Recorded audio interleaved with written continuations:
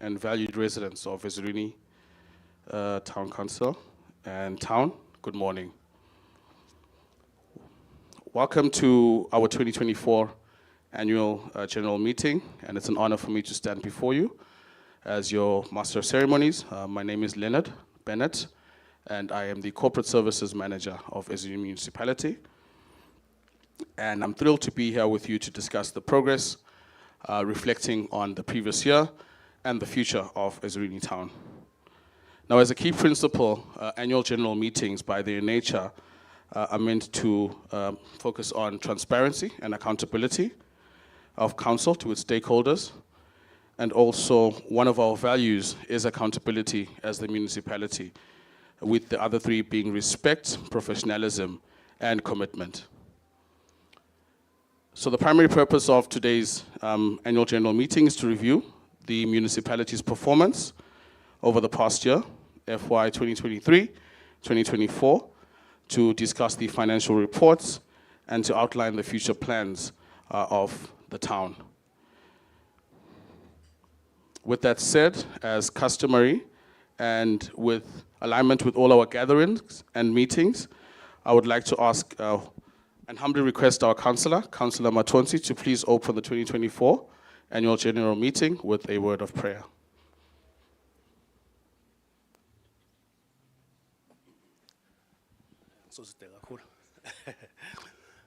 Siyabonga Program Director.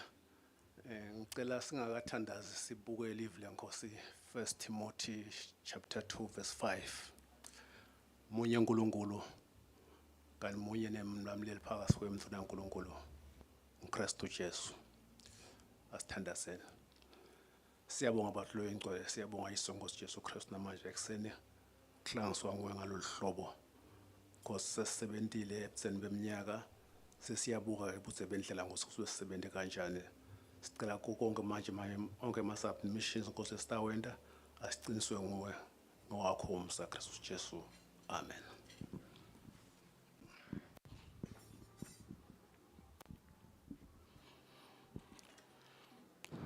Thank you, Councillor Matonsi. Before we dive into today's agenda, I would like to take a moment to recognize key figures who have joined us today. The Mayor of Ezulwini Town, Her Worship, Councillor Mamakhobo, the Deputy Mayor, Councillor Hlope, the councillors of Ezulwini Town. We are fortunate as a municipality to be under guidance and leadership of councillors that appreciate corporate governance and proactively look for ways to address the needs of residents. Other distinguished guests, stakeholders of the business community, we welcome you as well. The Ezulwini Municipality leadership and staff led through the CEO, Mr. Shongwe, welcome as well.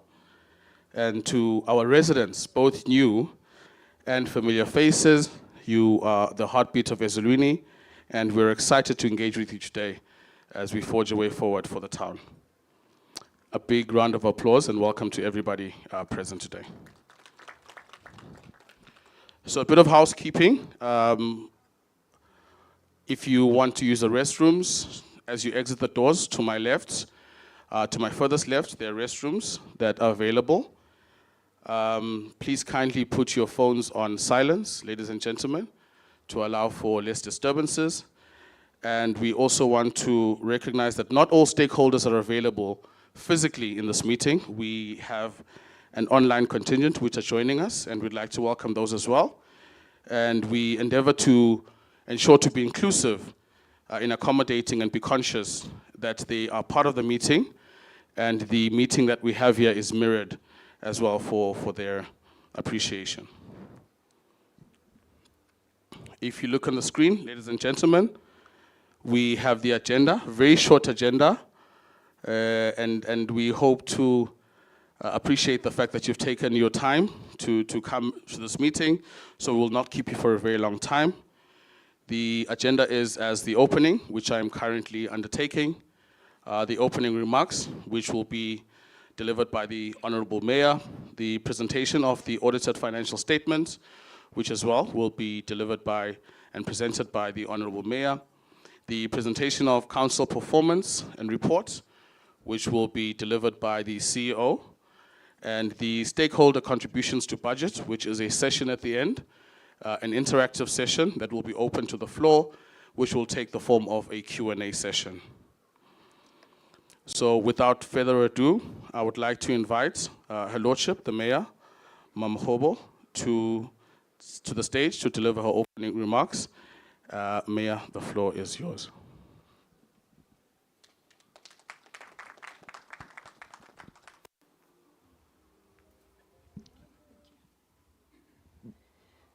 Thank you, Program Director, and good morning, everyone. I'm particularly happy to see all of you today, and I appreciate you taking your time to come and sit and attend your meeting on this very, very, very cold morning.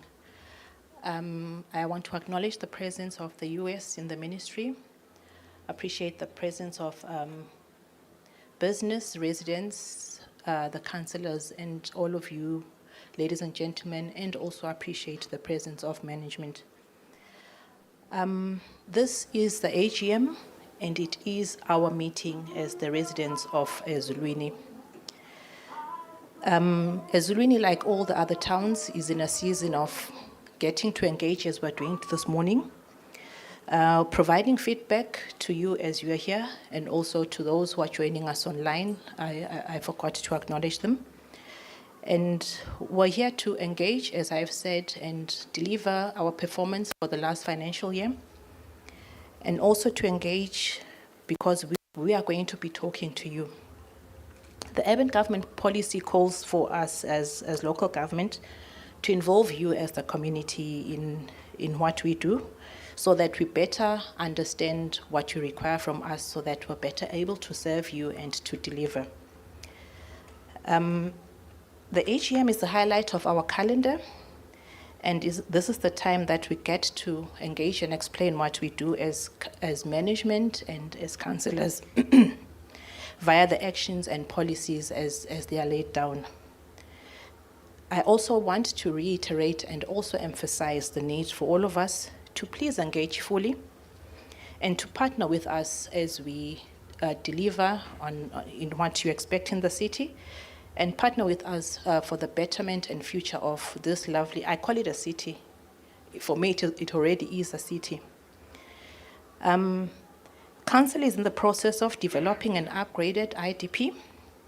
Again, we will request your participation as the residents and stakeholders in adding to the development of the new IDP and the strategies within the IDP, which we believe will indeed lead to a better Ezulwini. Council is also pleased to report that it has embarked on the development of a new town planning scheme. We want at this point to appreciate the residents who were able to join us in the last engagement, which was held on the 17th of September. And want to assure you that we took all your comments and contributions, and we will be adding them to the town planning scheme as we go along. And I must reiterate that you're still free to make those contributions and engage through the office or through your ward councillors. As I conclude my opening remarks, I had planned in my mind that we're not going to keep you long. It's a very chilly morning, so my remarks are very short. As I conclude, I want to take this opportunity to express my appreciation to my fellow councillors who are seated at the table, who have taken their time and fully committed themselves to ensuring that our town functions better and grows in leaps and bounds as we have seen. I want to believe that the growth is evident to all of us. And I believe that we are all holding hands together towards a first world status for our city. And we promise to deliver, as His Majesty, the Head of State, has beckoned all of us to deliver. We promise to deliver with speed and be very timely.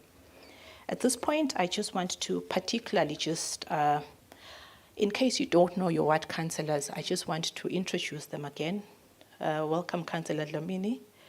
That is Councillor Dlamini. Next to Councillor Dlamini is our resident pastor, Councillor Matonsi. Thank you. Next to Councillor Matonsi is Councillor Mbingo. Ngicela bakubone Councillor Mbingo. I'm sure most of you are familiar with Councillor Mbingo. She has ably led council for the last 4 or 5 years. I take after her very, very big shoes, which I'm still struggling to fill. And then next to Councillor Mbingo is Councillor Mbingo, the Deputy Mayor, who stands in for me time and again. I want to appreciate you, Deputy Mayor. And next to Councillor, the Deputy Mayor is, I call her Councillor Z. She's also Councillor Dlamini, Councillor Zodwa Dlamini. And then I want to send apologies on Councillor Rowe, who will not be joining us today, and then also Councillor Dr. Mazibuko. Again, may I please just ask us to please interact, feel free, and interact with your councillors, express your views and opinions, because that is what we really, really need to make sure that we are delivering as expected. Ngiyabonga kakhulu. Thank you.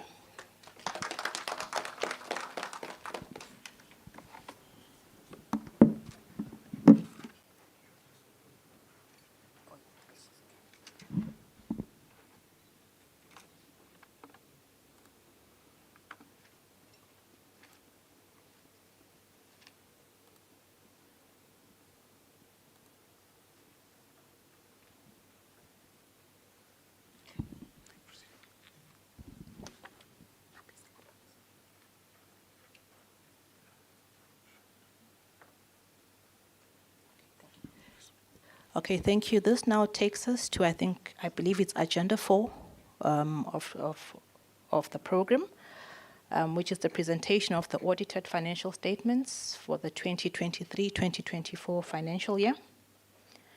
The presentation outline for today is highlights of the audited financial statements, and then highlights of the statement of financial position, highlights of the income and expenditure statement, and then we'll also speak to the challenges encountered during the year. As part of my introduction, I want to assure you all that the financial statements were prepared in line with the Urban Government Act and the Urban Government Financial Regulations, as well as international reporting standards, which are the IFRS. The audit was carried out by PricewaterhouseCoopers, and the audited financial statements were approved on the 19th of September by Council. A risk-based approach was used to audit the financial statements.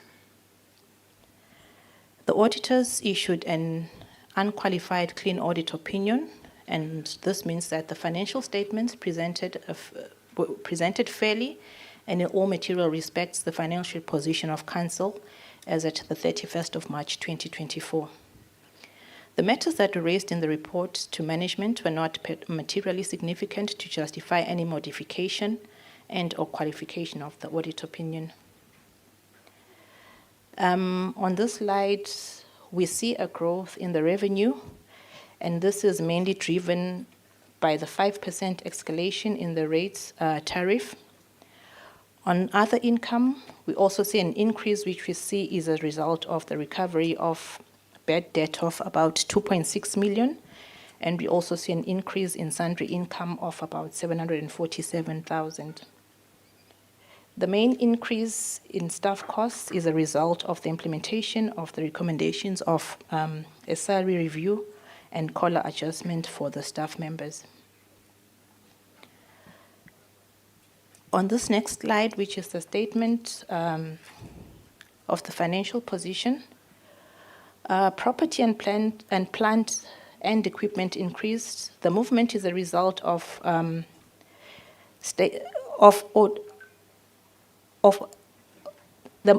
movement is a result of an amount of 10.9 million due to the construction of the Ligugu and Mandenga Township roads, and also the installation of street lights amounting to 1.5 million. On this slide, we see the increase in trade and other receivables, which is primarily attributable to a decrease in Council's provision for doubtful debts due to a substantial payment of 2.6 million, which was received from Lifestyle Estate Properties which had been provided for in the previous financial year. The highlights from the statement of the financial position are that the Ezulwini Town Council's financial position has increased from 142 million to 154 million, which shows an 11.8 million increase when compared to the 2023-2024 financial year. Property, plant and equipment has increased from 86 million to 93 million, which is equivalent to 8%. This is due to what I've already mentioned, which is the construction of Likuku Road at Mantenga Township and the installation of the new street lights at Mantenga Phase 1, Likuku Street, Buhleni Street, Medifam Township and Kunene Road. Under collection of rates, these are the challenges that we encountered as council. Council continued to have challenges in terms of collection of revenue, especially rates which saw our trade and our receivables increasing from 35 to 38, an increase of about 9%. Total receivables for the year 2023-2024 financial year are constituted of 34% due from government, 50% due from hospitality establishment, and 16% due from privately owned properties. Thank you, Nyabonga. Thank you.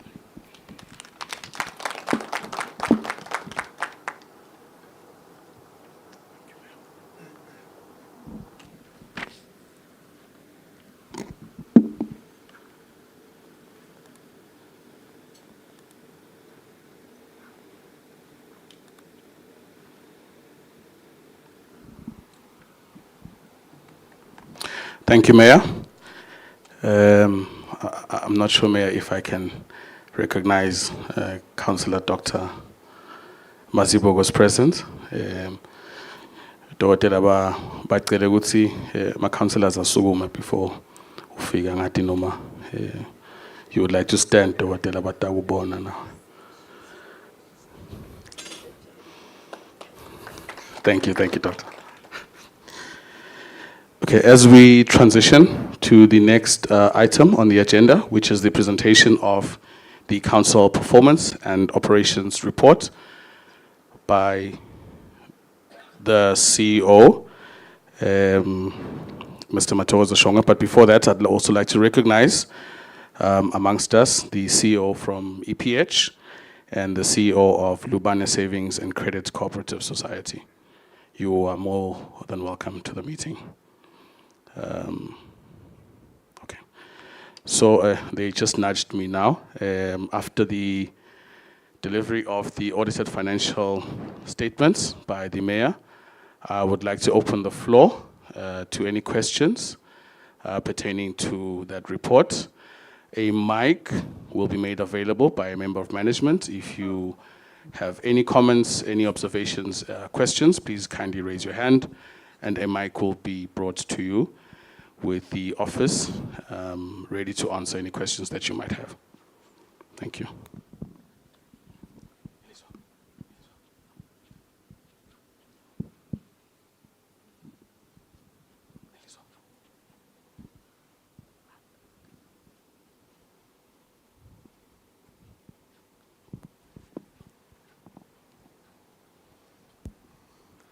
Good morning, everybody. Good morning, Mr. Speaker. Morning. The financial statement, well, it looks very professionally done and very neat done, but is it possible maybe from next year that you send a copy of this financial statement to all stakeholders at Ezulwini about 2-3 weeks before our meeting, that we can study it? All what we have seen on the screen, we have to accept it as it is because we cannot study it. Thank you.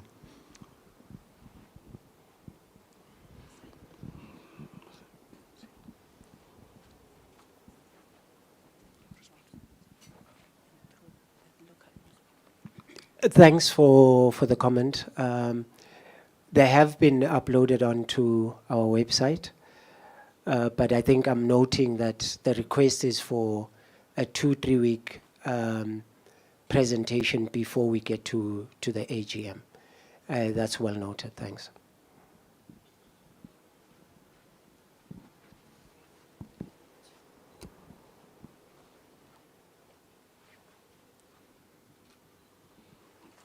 Any other questions, ladies and gentlemen?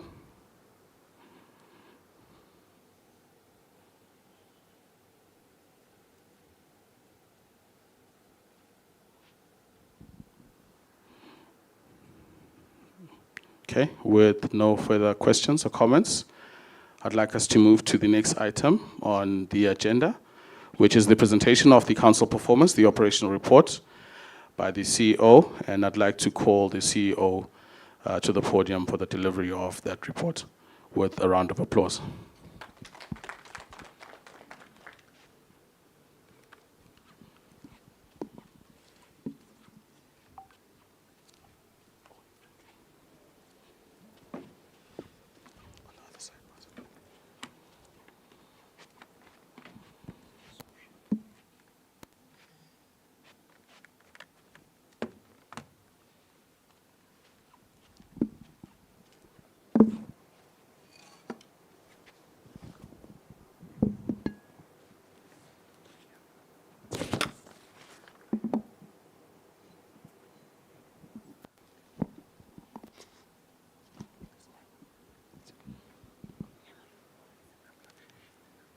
Allow me to pass my regards and greetings to Honorable Mayor, the Deputy Mayor, our councillors, and also to recognize the presence of the Undersecretary from the Minister of Housing and Urban Development, together with the senior local government officer, who is also in our midst. To also honor the CEOs that are present. I think they've already been mentioned by our program director. And also to recognize, I think we have the councillor from German, and also all of you as distinguished guests, residents and ratepayers of Ezulwini Municipality. I will start off and ask you to excuse me. I don't know whether it's a matter of deja vu. Last year at about this time, I had a very serious cold. My voice was nowhere to be found, in all honesty, and I find myself back into that same position. So please do forgive me for that, but I do hope that the presentation will flow well. I've got about 45 slides that I have to go through, but I will touch on areas which are highlights instead of going into the detail. This presentation is based on the annual report that is already uploaded on the website, so please do feel free to go through that from the website. Otherwise, here we are just doing the highlights for purposes of engaging with yourselves in terms of what we have been doing for the 2023-2024 financial year. It's always important for us to understand our stepping stone, which is basically our mission, vision, and the values. I'd just like to focus a little bit on what our vision is, in essence, to provide high quality residential, corporate, tourism friendly, and a green environment. It is from this vision that we get to be guided in terms of the work that we do as an office. And it is also the vision which tells us how far off or how far in we are doing what we have purpose to do during the course of the year. Briefly, I think the mayor has already covered how we are governed. What is highlighted on the screen is the council that was responsible during the year which we are reporting for. so that we do not get to be confused. I think our governance starts off from you as residents, and then the chairperson of council, the mayor. At the time of our report, that was Councillor Bongile Mbingo, as the current mayor has already indicated. And then we had Councillor Comfort Klope, who is also the councillor for Ward 4. And then we also have Councillor Sandile Dlamini, who is representing Ward 2.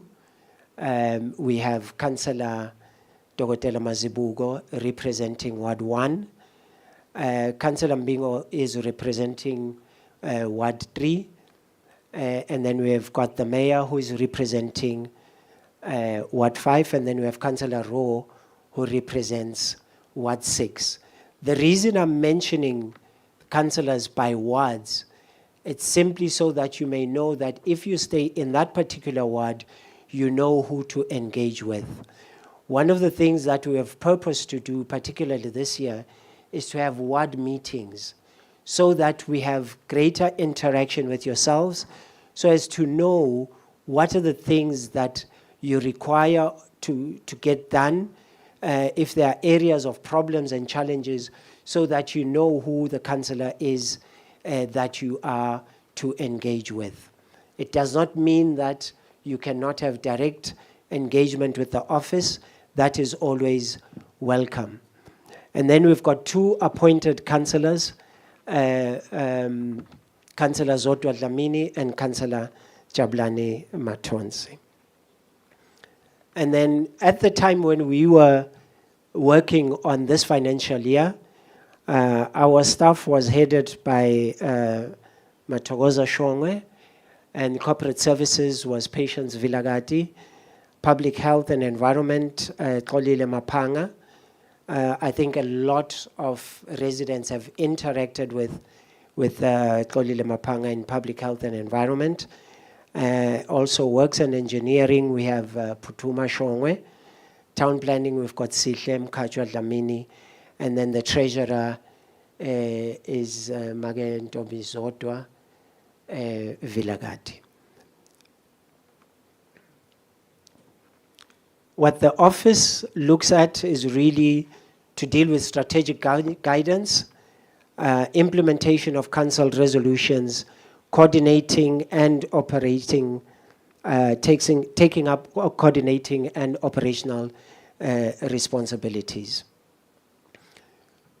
The mayor has already indicated why it is important for us to come through here and engage with yourselves. That is part of the prerequisite of the urban government policy of 1996.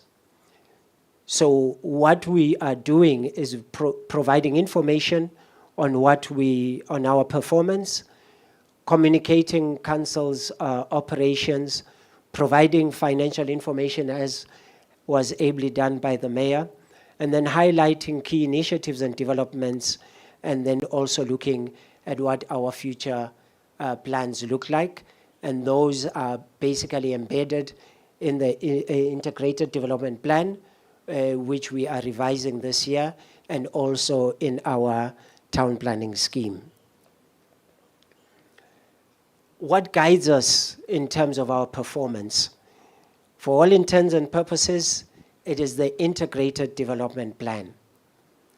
It's important then for us to request all residents that as we are about to develop a new integrated development plan, please contribute to its development, because the manner in which council operates, and not just only Ezulwini Municipality, but also all other town board, town councils, and cities, it is based on the integrated development plan.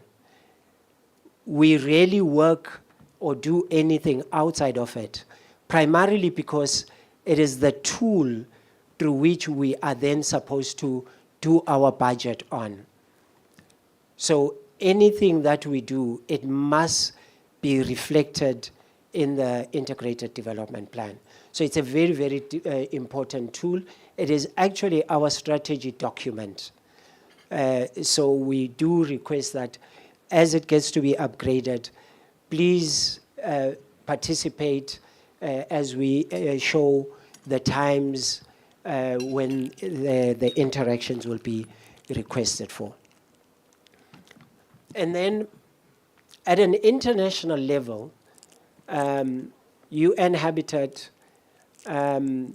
developed what are now called Sustainable Development Goals.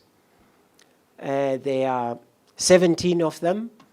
As a municipality, we implement directly and indirectly 14 of those goals.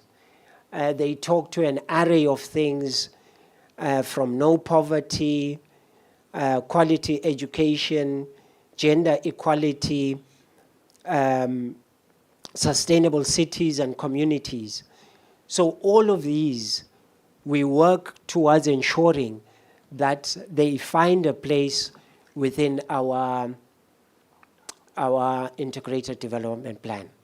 They are very critical because they also deal with issues around climate change, and we've all experienced those challenges when it comes to climate change, even things around disaster. So it's a very, very critical tool that we use to ensure that we are aligned not only with what happens within the municipality, but having a global outlook in terms of how we are guided with the work that we do as municipalities. I will spend a little bit of time here because I will talk to what we've been able to achieve, but in doing so, I will also talk to challenges that we have faced, so that when we look at what we've achieved, we also try to understand what is it that we were also trying to deal with as a problem. In March, we had a gender-based violence summit. Amongst other things, it was prompted by what we are seeing as a nation. The high levels of gender-based violence. And we felt that as a municipality, we need to engage in these topics. We need to be able to give guidance. We need also to find ways in which we can support our residents. So we had this summit in March this year, before the end of our financial year. We've also looked at and done things like blood donation campaign that was done in-house in terms of having staff donate and also encouraging members of the public to be involved in the blood donation campaign. It's important for us to appreciate, I think CEO EPH would also appreciate that and also testify that a lot of lives get to be saved simply because our blood bank has sufficient blood. And the inverse is also true, that when we don't have sufficient quantities of blood, we lose lives which could have been easily saved. So it's an important part for us to engage and be involved in. So we continuously encourage that you do participate in the blood donation campaigns. I'm not a medical person, but I understand that you are allowed to donate after every 4 months, just to ensure that you stabilize and you get to regenerate your own blood cells. Linked to that is the commemoration of the World AIDS Day. That's an annual event done at the 1st of December. It's also important for us to state, it's a pity that the director for Amical isn't in, but one of the things that is becoming problematic within our society is that we are seeing new cases of HIV infections.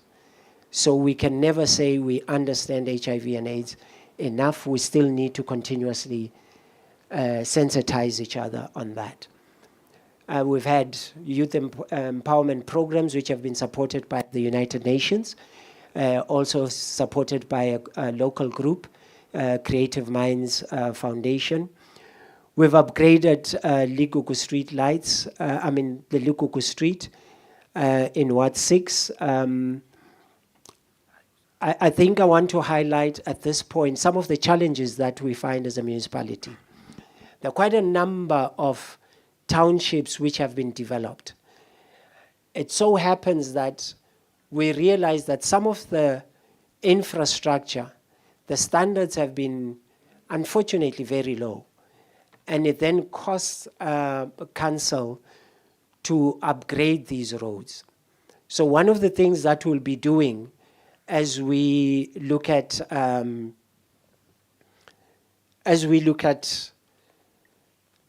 how we improve for the new townships that get to be developed, we are going to be very vigilant, because we need to make sure that if a new township is established, the infrastructure should be according to the standards that we believe will ensure that we don't start maintaining within 2 years of development of infrastructure, because that will obviously be an indication that the standards are not where they're supposed to be.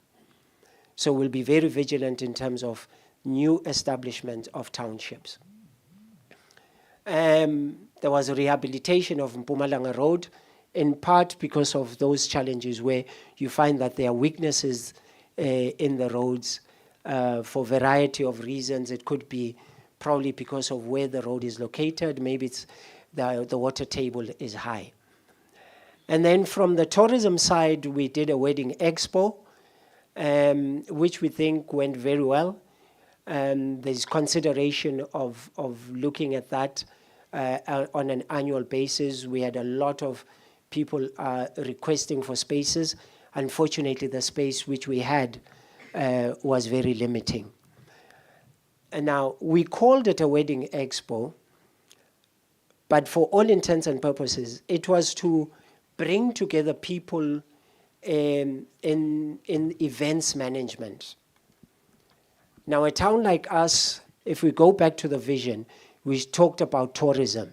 A town like us needs to continuously generate activities that will ensure that as residents, we are tourists in our own town, but also to draw tourists from other areas locally and also regionally and internationally. So when we did this, the mindset was to say, what are the activities that will bring people into our town? The reason also behind that is that for those who are running businesses within the town, the more people who come in, I'll take an example of Happy Valley, the more people who come in and use the facilities that are within the municipality, the greater their revenue, or we expect that there will be increased revenue because people are using those facilities. When the revenue is improved, it makes it easier for them to contribute to the rates. And once we have those funds, then we are able to improve our services. So we need to look at things from those kind of relationships. It's not just having an event for the sake of having an event, but we are saying what are the other benefits that come out of an event, even if it is a wedding expo. Then internally, we've implemented the employee awareness program because we are mindful of the fact that we need our employees to be continuously up and running, to be able to do the work that they need to do and to be focused on it. Part of what they did, it was financial literacy, emotional intelligence. They did courses on that. And then we've also established a waste separation at source program. Started off in Ward 4 as a pilot. We are happy to announce that it has now extended to Ward 3 and to Ward 6. These are basically looking at the predominant residential areas, but at the end of the day, they will spread throughout the municipality. When we get into the public health and environment section, we will see how this has helped us. And then we've also hosted Women's Day, and we continuously contribute to the breast cancer awareness campaign, understanding the challenges that are faced around breast cancer. Allow me also to underscore that breast cancer is gender insensitive, or is it gender sensitive? Because even males are susceptible for having breast cancer. So it's a campaign that we believe is important. And then the last one, there is a security symposium coming out from the criminal activities that we started seeing, particularly in the mid of last year, to say how can we equip ourselves as residents and as a community around issues of security. Now going into the department reports, I will also just highlight a few things. We have Corporate Services Department, which is responsible for providing effective and efficient, high standard strategic management and support services to the municipality. This is a department which is more often than not inward looking, because it focuses on the staff and how it gets to be developed and to ensure that we perform at the standards that are expected of us by council and also as by you as residents. Our numbers have not changed in terms of the actual figures. We had 50 last year, in the 2022-2023 financial year, and we still have a manpower of 50 in 2023-2024. The only changes have been in the fact that we have lower male figures in the financial year we are reporting on, and an increase by 5 females. Now, part of the work that they have done from a social responsibility point of view, we've been able to bring in 3 graduate trainees. We've had internships, which covered 9 people, and then we've also done job shadowing. So to speak, we are almost mirroring what the corporate world is doing, because we understand that getting a job in any institution is not an easy thing. So this responsibility, which gets to be carried out by corporate services, enables newcomers or job seekers an opportunity to experience what happens in the world of work.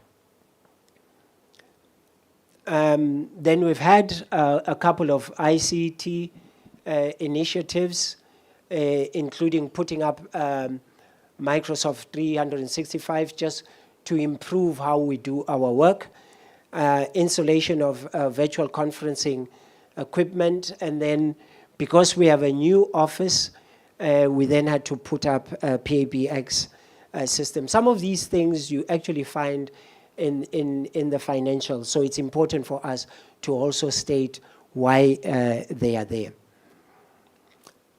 And then Public Health and Environment Department,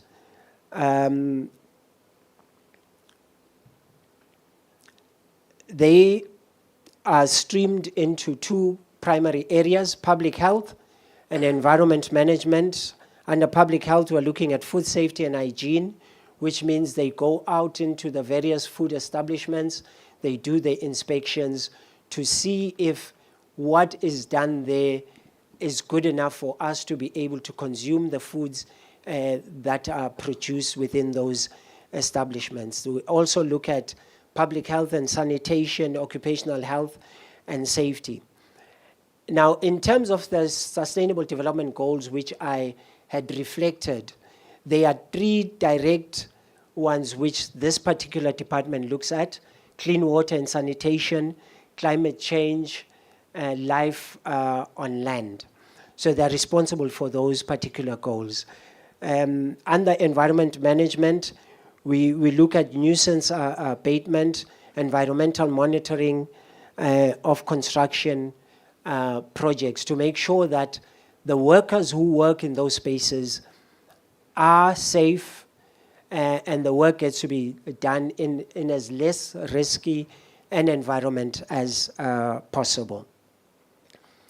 Now, some of their highlights or some of what they are reporting back is that there was an increase in health clearance certificates by 37.5% compared to the previous year. And then waste management, our data shows that 55.7% of the waste that was transported to Matapa came from the commercial sector, 28.5% from the residential sector, and then 15.6% was diverted for recycling. Now, you'll recall we said that we've started the waste separation program. So that figure there, that 15.6, is based on the work that we have started to do for separation at source so that we can use that for recycling. It's very, very important because we do not have a landfill within the municipality. We do not have a landfill within the municipality, so we transport our waste to Matapa. So the issue of recycling is very critical for us so that we actually reduce the load that goes to Matapa, because in the Matapa landfill, we don't dispose there for free.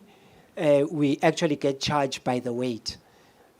So depending on the mass of waste that has been generated. So it's important for us to continuously work on the recycling, because it means then it becomes much more cost effective in terms of how we manage waste within the municipality.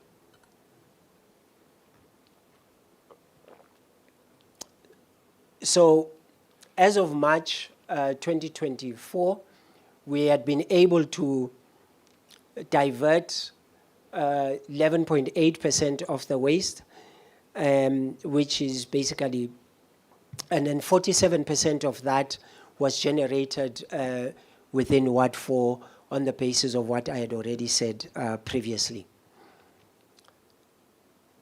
These figures talk to various elements, recycling, and then customer complaints. It's important, I think, for us to acknowledge that as a municipality, we are committed to do the work that we are called to do. But it's not every time that we will get it right. Now, what is important and what also helps us is getting feedback in terms of what we do. So in the previous financial year, we received, particularly within this department, 50 complaints, and I'll just indicate where some of the complaints were. On overgrown plots. We have vacant plots which you find that they are overgrown. There's overgrown vegetation, it needs to be attended to. If it's your neighbor, you will report to the municipality that I'm uncomfortable with the state of the vegetation on the plot next to me because it's not being attended. I'd just like to put the spotlight on Councillor Sandy Ledlamini, because where he stays, there's a vacant plot next to him. He's gone out of his way to clear that plot, all for his safety, because you don't know, will there be snakes there? Will there be hooligans hiding in that space? You never know. So the issue of keeping our vacant plots clean is very, very important, because it touches on crime and it touches just on our own safety. So we do appeal that please ensure that if you've got a vacant plot, clean it up so that we don't end up compromising the health and also the safety of other residents. We've had complaints on illegal dumping. This has come about, we understand, because there are areas where there were skip bins which we had to move because we felt that in those areas the municipality was putting more on its shoulders than what was necessary. So there were complaints around those.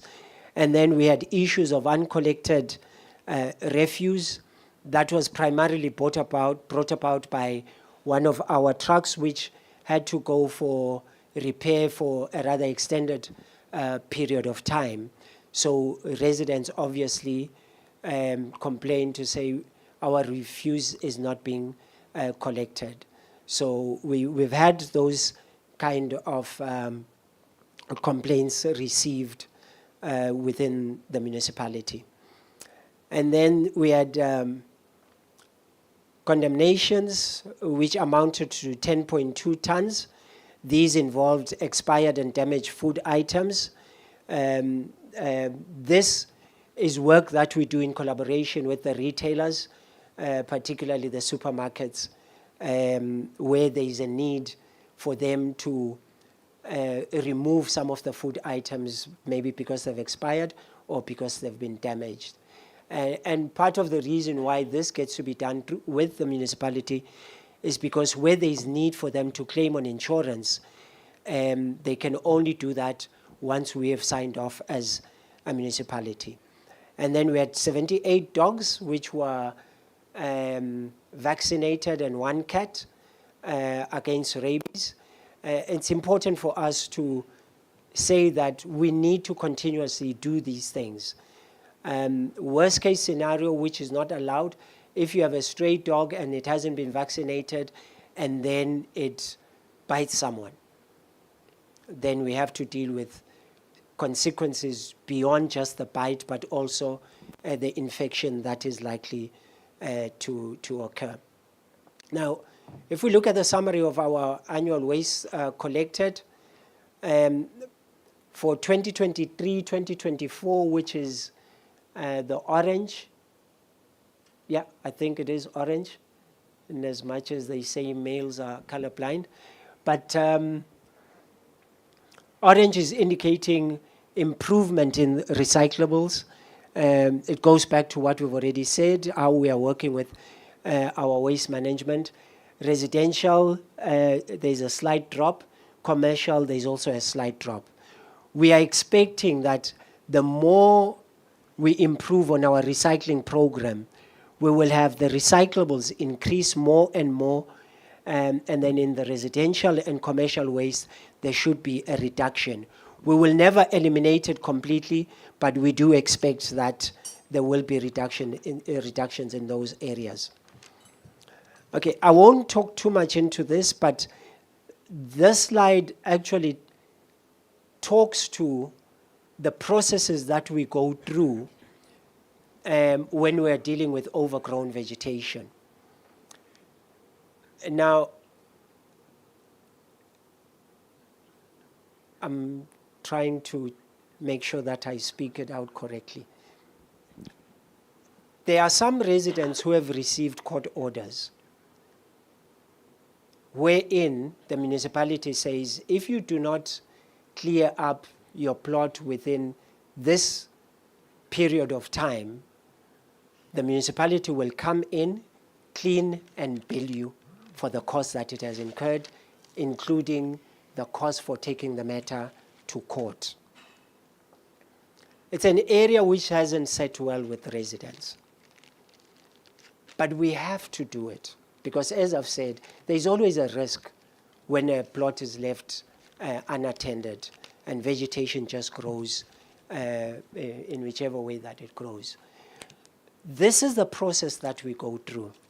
First and foremost, we will inform you that please attend to your property. We will conduct inspections to see if you followed it up. If there hasn't been a positive response, then we take it to the legal advisors who will then start off and commence legal action. And that legal action is most likely going to end up with you receiving an order. And if you don't do what is expected, then we'll clear and charge you. In the past, the municipality used to come in and clean those properties, cut off the vegetation. And when it bills Councillor Mbingo. Then Councillor Mbingo will say, I never asked you to clear up my property, I'm not going to pay that. And we didn't have a stand, a position to stand on. Because indeed you didn't ask us, but we've cleared up, we've used ratepayers' money to clear up your property. So that is why it became necessary for us to take the legislative route in order to do that. So our appeal is, let's continue to ensure that our vacant properties are cleaned up, because once we don't do that and we go through the legal route, it comes out as if the municipality is at war with the residents, and that isn't the case. It's just to ensure that we live in a safe and an environment that is acceptable at all times. Here, it's an overview in terms of how many properties were not cleared, how many court orders were issued, 50 in this instance, how many people responded, cleared properties after the court order was issued out. It was 19, and then at the time of the end of the financial year, we had 14 whose applications were still pending. And then the department has gone on to develop ISO process. This is to improve our management systems. And then, as I've already indicated, waste segregation at source.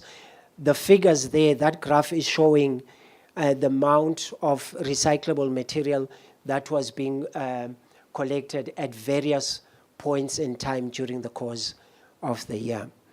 We've also had civic education initiatives, including training program on quality health, safety, and environmental management. We've also had annual waste management meeting, particularly with the commercial sector, wherein we are helping the commercial sector in terms of how to treat the waste that gets to be generated from their side. And then I'll move on to social services division or department. What does this department do? Provision of HIV prevention and impact mitigation services, coordination of child protection, coordination of early childhood care, development, education and rights, coordination of youth peer education program, where they do a variety of things, and not only looking at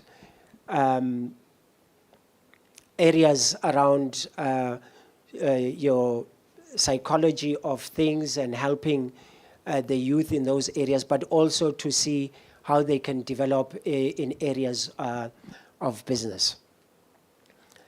The other things that we do, we have home-based care, volunteers who are able to go to various homesteads. So for the financial year that we are reporting on, we had 376 visits. And then also to deal with the issues of HIV and AIDS, unwanted pregnancies. We had a total distribution of 126,184 male condoms, and a very small figure on female condoms of 2,361. These condoms are distributed throughout the municipality in various key points, but also in the peri-urban area. 84% of that distribution happened within the urban area, and 16% happened outside of the urban area. Now, I just want to go a little bit back to the home visits. I think we said it last year. The municipality does work together with the Department of Health around providing care for people who need to be catered for at home.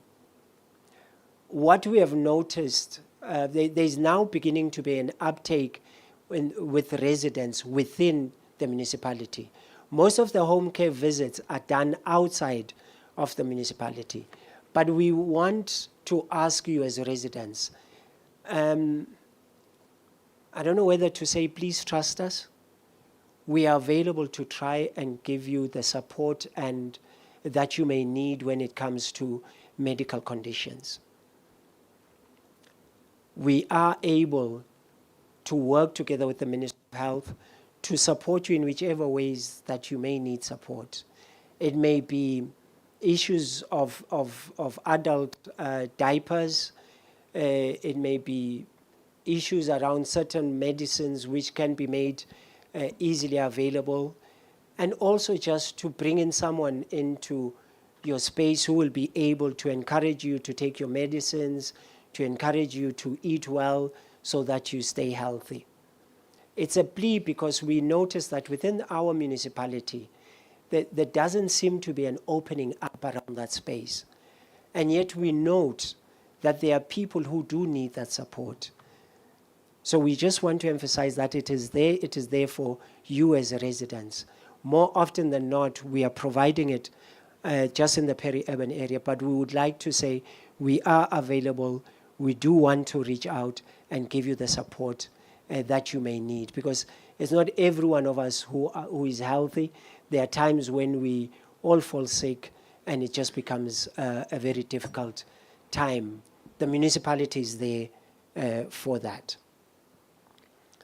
There are 4 national care points that we work on: Buga, Mvuchini, Nonyane, and Somjalose. We've had 96 children in the early childhood care center doing those programs. And we just want to recognize the support that we've received from organizations like KFC, Logico, and ShopRite, who are able to support these care points by providing foods of different types and kinds. And we also urge you that those of you who are able, please do support this initiative. And then earlier I had spoken about gender-based summit. Those are the objectives, those are the things that we were looking at. And one of the things which came out from the summit was that we also need to involve males. We also need to involve the fathers, the husbands in this summit, and young boys, so that we begin to reshape the way we see each other as a people. And then I move on to town planning. Town planning is responsible for regulating land use, management of parks and public open spaces. They are also responsible for dealing with, at a bare minimum, 8 of the Sustainable Development Goals. But as they work in the areas which they touch on, there are actually more sustainable goals that they deal with. Now, I think I did speak to this last year, and please allow me to repeat it. Town planning is that department which, when you want to build your dream structure, they will tell you that you will not be allowed. Okay. So it's one of those departments where then we see a number of contestations. What advice can we give? Before you purchase a property, please come to the municipality, come to the town planning department. Engage with them. I'm interested in buying this property because this is what I want to do. They will tell you immediately whether the dream that you have will materialize on the property that you want to buy or not. We've had people who have purchased, spent very good money, and they come to the office and they are told, no, you can't do this. And you can't reverse the sale. You can't reverse it, and we will still be charging you rates, just adding salt to injury. So please, if there's some development that you want to do, come to the town planning department. Get the advice, and then make your decision based on the advice that you've been given. Others then end up having to rezone, which would not have been necessary if there were the earlier engagements. Others end up having to apply for special consent, which may be approved or it may actually be rejected. So we just want to say, the Town Planning Department, for those of you who are in development, even for your own house, it's important that we have those interactions. And then there are things also that I just want to talk about around town planning. If you build a house, they will tell you that there are setbacks. It must be 6 meters from the front, maybe 3 meters on the side of your property.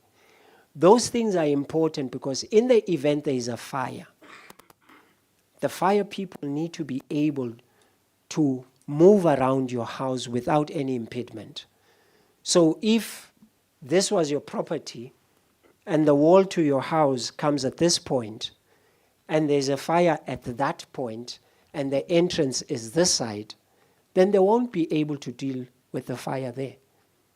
Yet if there's a setback and your wall, the wall of the house ends there, they'll be able to move around to deal with the fire. So it's important for us to understand these things because they then become a determinant on whether in the event of a disaster you are able to be assisted or not. So please engage with this department so that you are able to realize your dreams without compromising your safety. We've seen a decrease of 15% in land use applications. The Town Planning Department also deals with local economic development. So they have programs that deal with the youth around entrepreneurship. So we had 90 participants who were trained last year around, I think, 5 artisan courses together, which we were able to do with the assistance of the United Nations. We did report on this last year, but when we reported, it was at the point where the participants were putting in the application. I mean, when I say last year, I mean 22-23.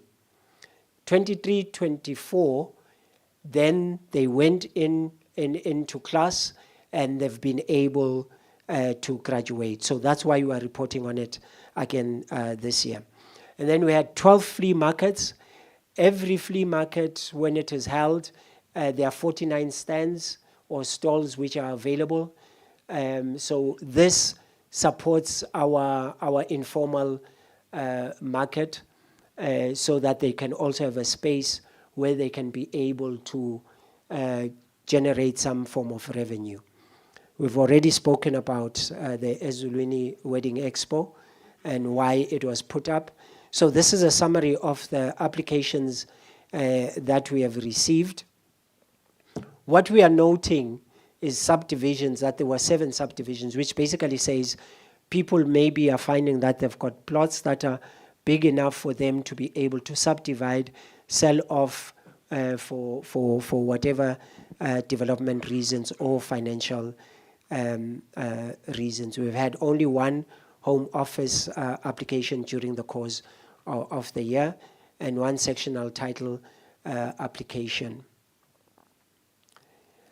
These are the learners which were supported by the municipality and the United Nations on the Youth Empowerment Program.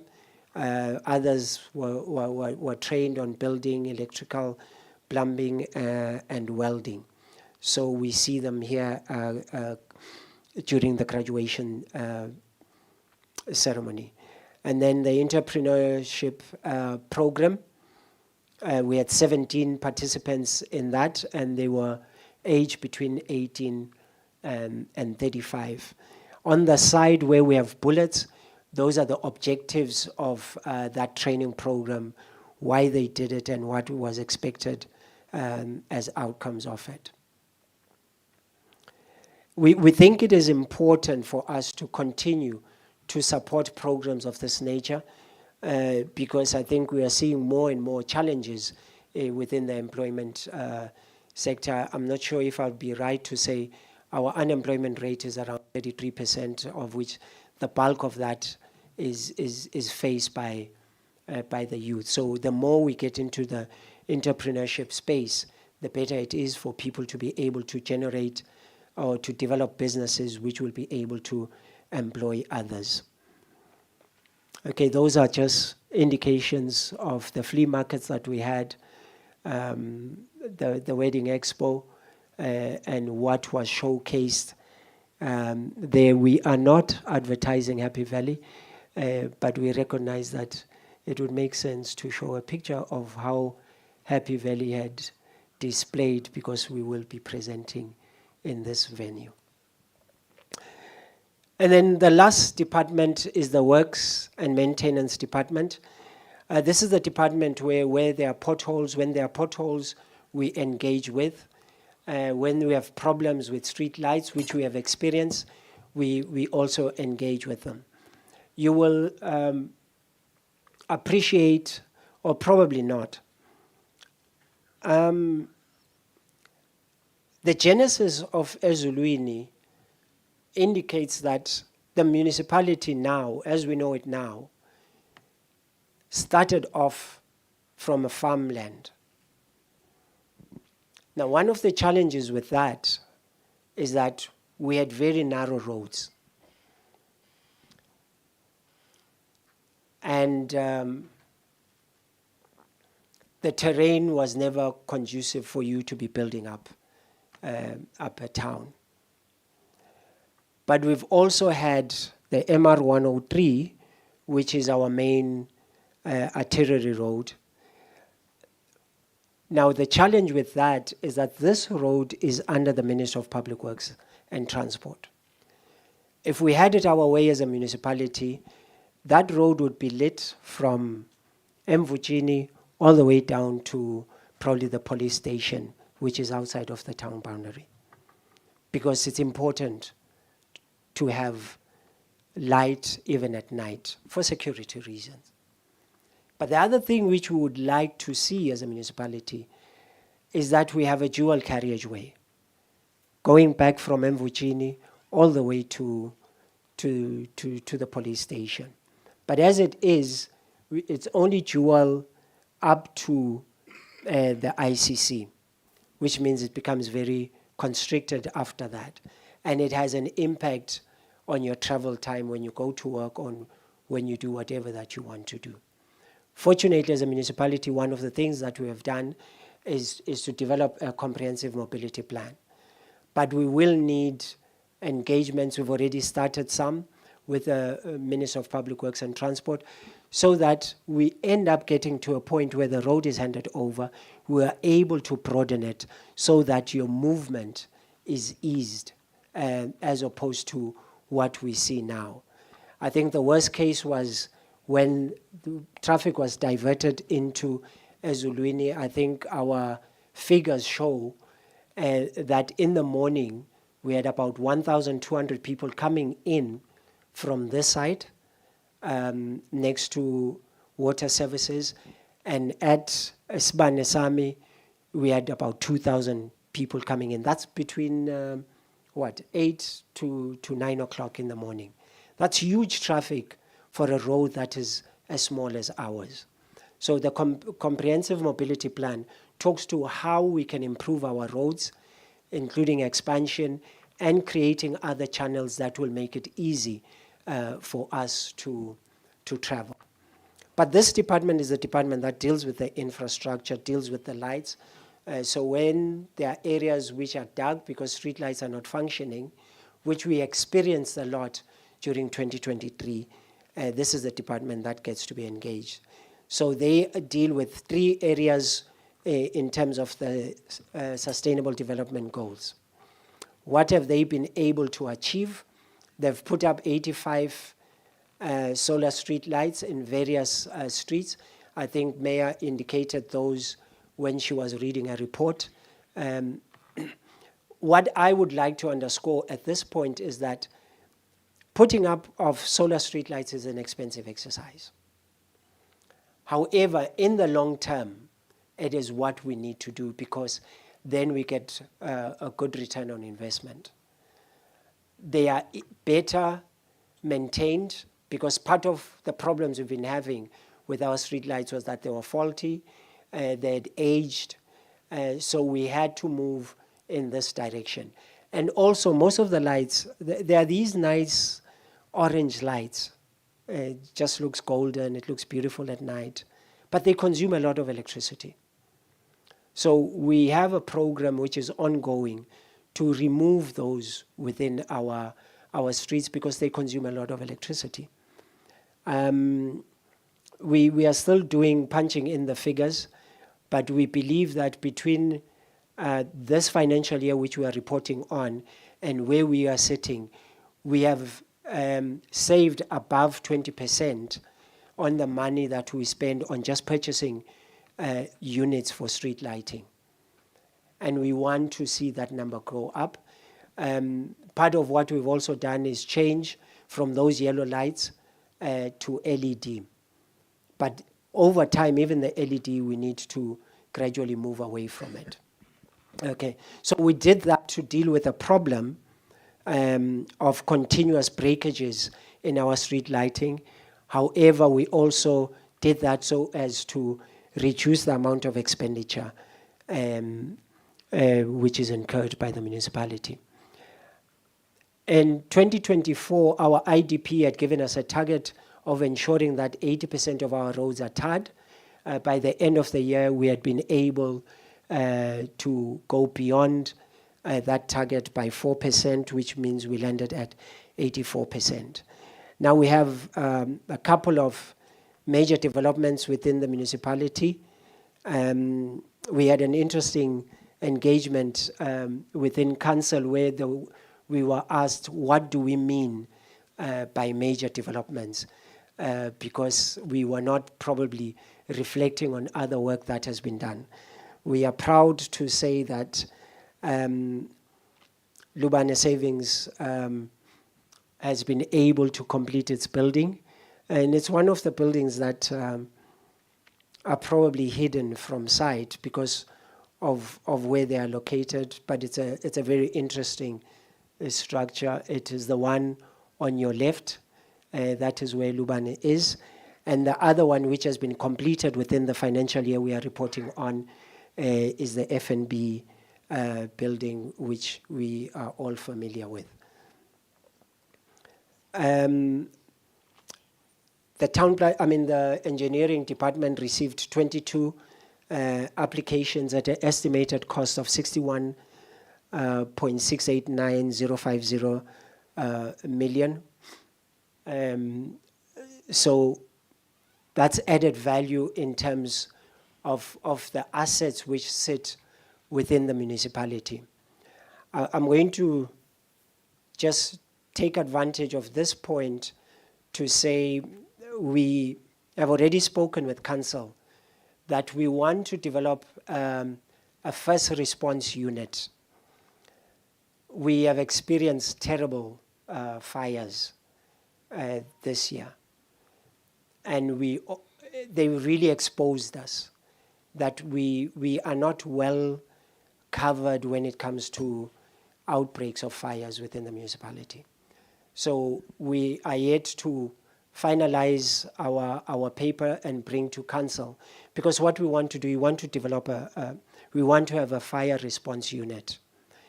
It's not at the level of what the Lobamba Fire Station is, but we need to be able to say if there's an outbreak, as a municipality, we are there within the shortest period of time to at least respond and try to ensure that we create a ring so that the fire doesn't spread beyond what it would if it wasn't attended. So we will be doing that. That value, that 61 million, that's your money. That is what you have invested in terms of infrastructure in the municipality. And here I'm just talking about for the financial year. Otherwise, if I'm not mistaken, as of last year, the amount of money that is put, if we look at our valuation roll, it's somewhere around about 4.3 billion. So we need to make sure that that is really protected, because if it isn't, then we need to look at ourselves and ask, are we of service to you as residents? So I just needed to divert at that point. Street lights, the solar street lights have been put up in those various streets. And then the work that has been done, I think we've already spoken about Likuku, Mpumalanga Crescent, and then we've spoken to the major developments that have been completed and the value of each of that infrastructure. So in terms of building applications that have been received, 14 residential and 12 commercial, and by the time we had completed the year, at the end of the year, I think we had 13 that were approved and 13 that were approved within the residential space and 9 within the commercial space. With that, Mayor, ladies and gentlemen, I want to thank you for your attention.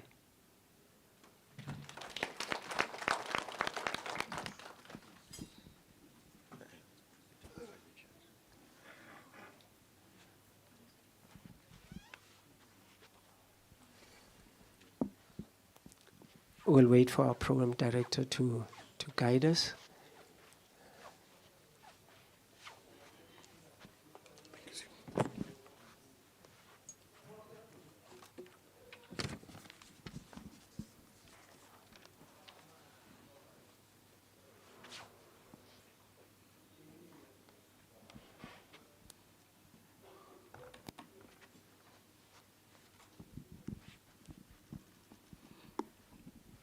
Okay, thank you, CEO, for that operational and performance report for the previous financial year.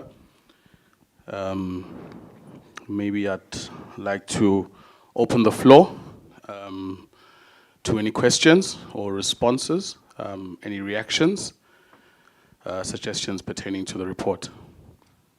A mic is available, and the moment you raise your hand, it will be brought closer to you for you to be able to pose the question to the office. Please.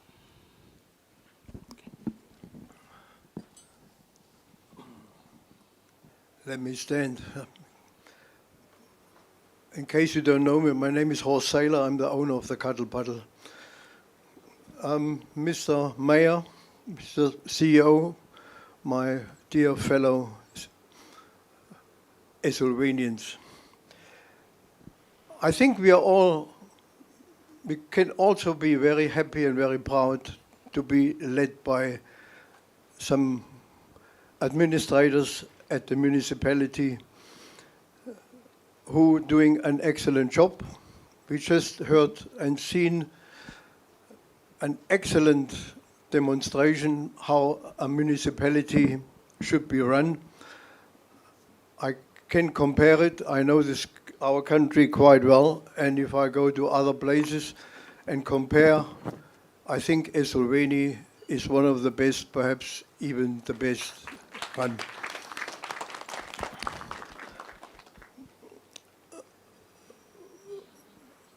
But so far the compliments.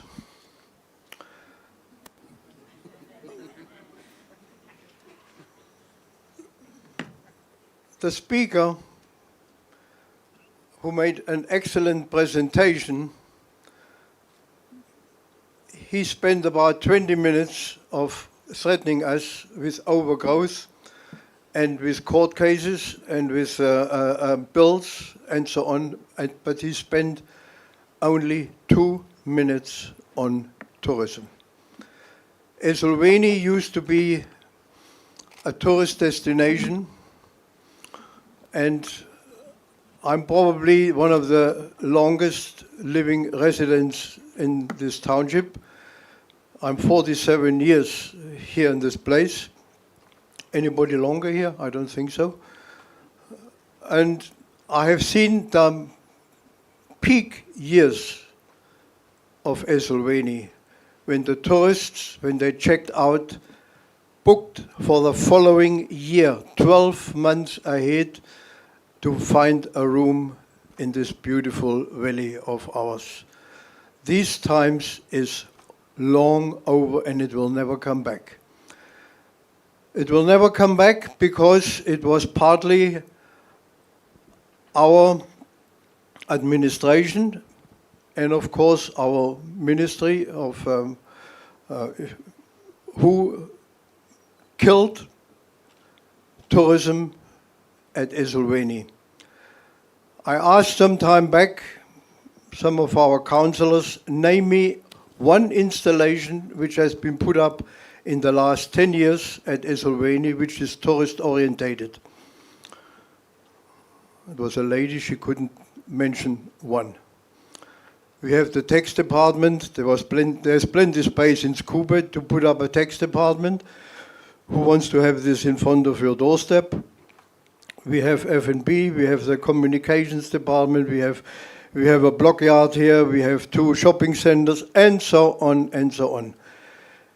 And what was not mentioned by our speaker in this last hour, we have 3 of the biggest money makers this township ever had. We have 3 empty hotels, which are closed for the last at least 2.5 years now.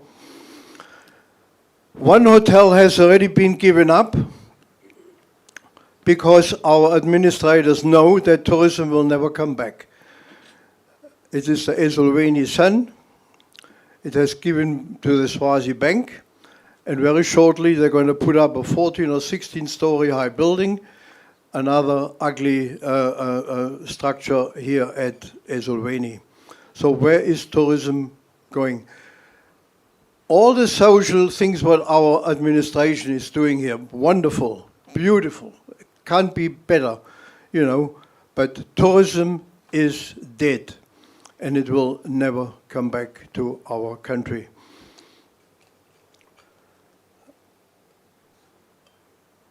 I can carry on about this. Even our neighbor South Africa, when you enter Oliver Tambo and you go to the tourist counter and you ask for information about Swaziland,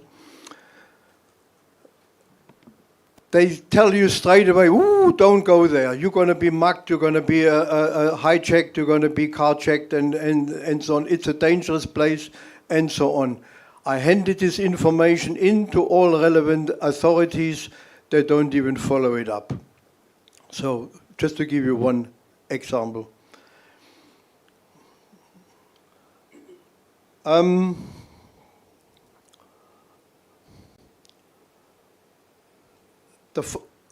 Your last item was the fire department. The fire department, what we have here, let's hope for everybody you will never have a fire at your place, because the fire department doesn't exist.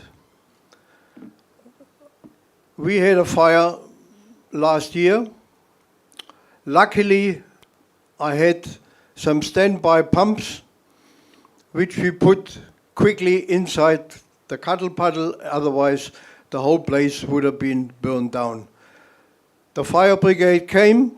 They only had one vehicle working. All the other vehicles were not working. All their movable pumps were not working. So I think we should have a look into the fire department's section at the moment, because it is in an appalling state.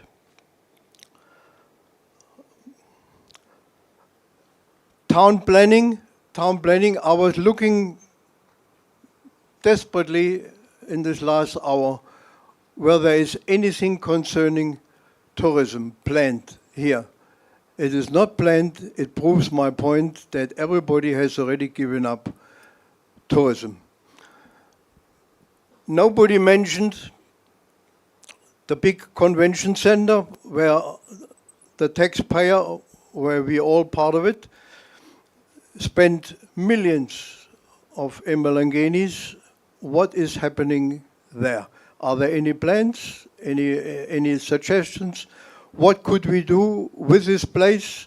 Does anybody have any ideas? Because it will never open up and function the way it is meant to be. I mean, for who and for what? I mean, just have a look around. But if anybody has got some ideas, why can't we sit together and work it out? What can we do with this building? Because it is at the end of the day at Ezulwini in our township. It was not mentioned in this last hour. A big, huge building which is supposed to bring foreign currency.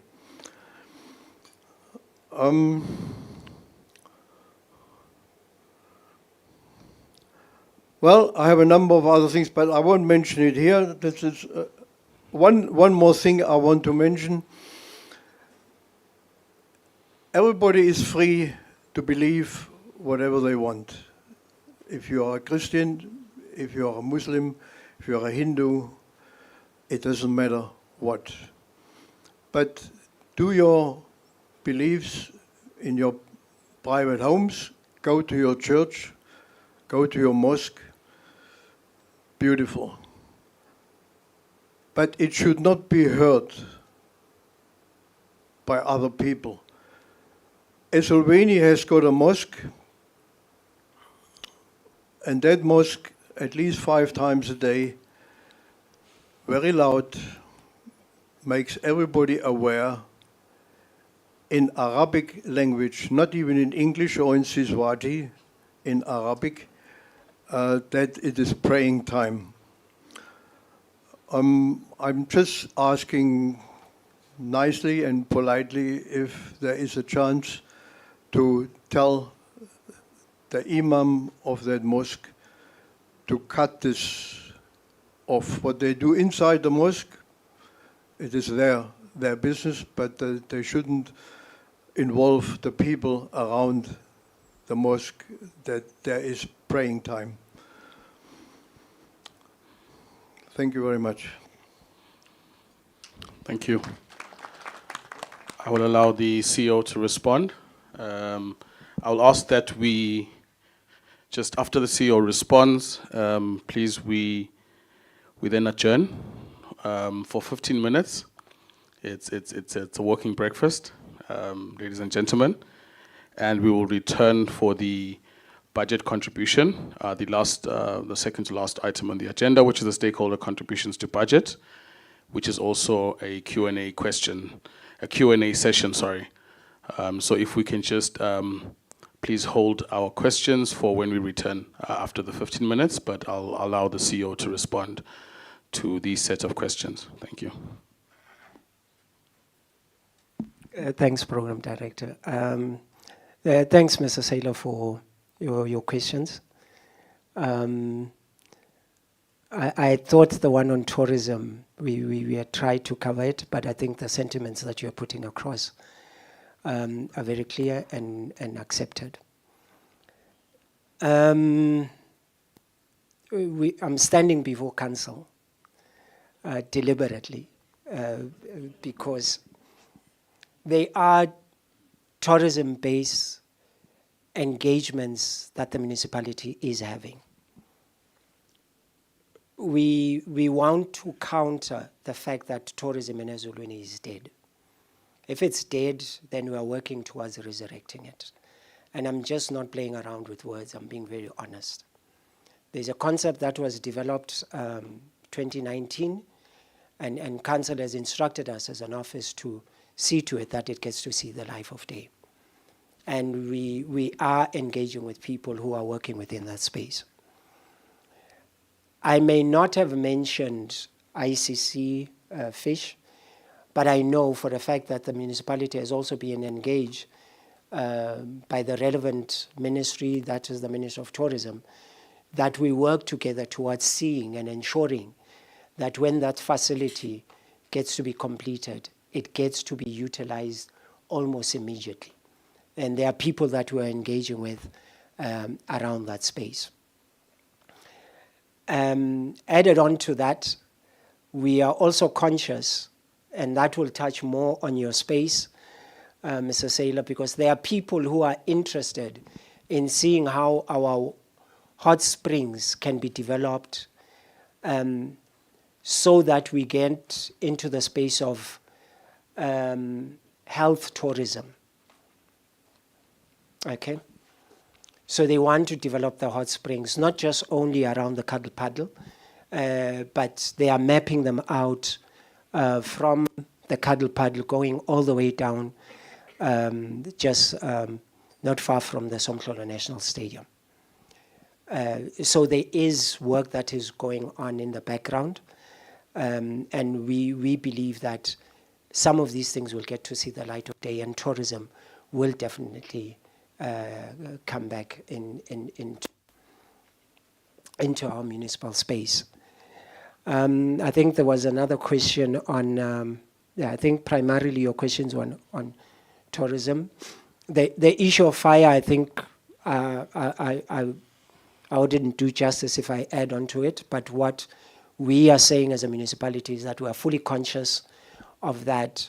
We've already started a program working together with the fire department, Lobamba, where we are training people on how to manage fire, how to deal with fire. There's a one-day training that has already been undertaken.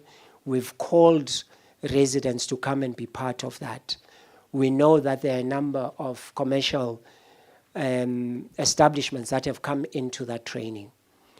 Our own team, which we want to build up, is also going to be engaged. We already have a fire management team, but now we are building up in terms of their knowledge base. They'll be trained continuously until we get the unit to be fully established. But all because we understand the risk as has been raised by you. And we've seen it. We've seen it right in front of our offices. It's a nightmare when the fire breaks out. So we are definitely having our tabs on that. I think those were the questions. No? Oh yes, the issue of the mosque.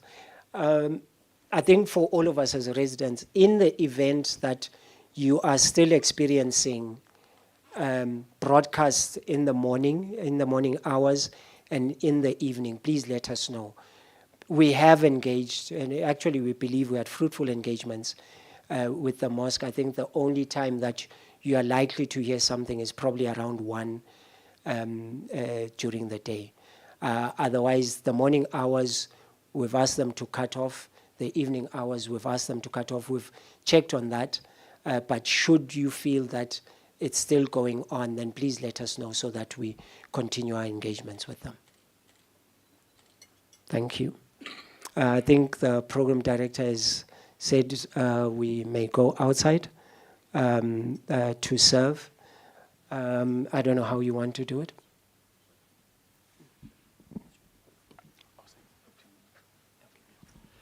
Okay, ladies and gentlemen, 15 minutes. Breakfast is served out at the foyer. The time now is 9:35, and if my math is correct, at 9:55 we return to proceed. Please, it's a working breakfast. We will get an opportunity to network and engage once the AGM has been completed. Thank you very much.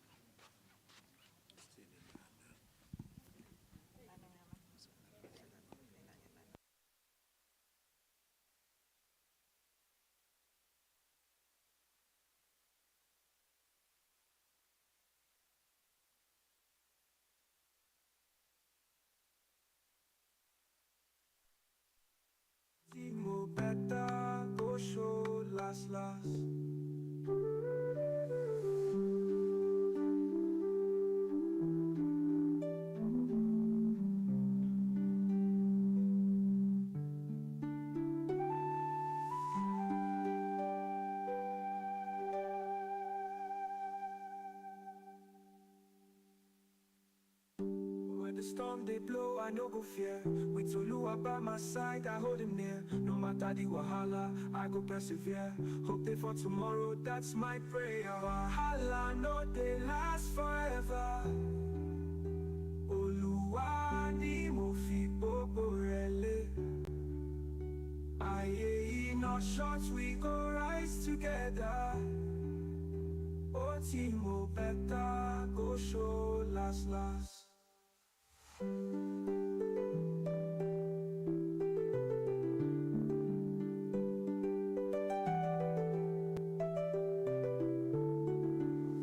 When the storm they blow, I no go fear. With Zulua by my side, I hold him near. No matter the wahala, I go persevere. Hope they for tomorrow, that's my prayer.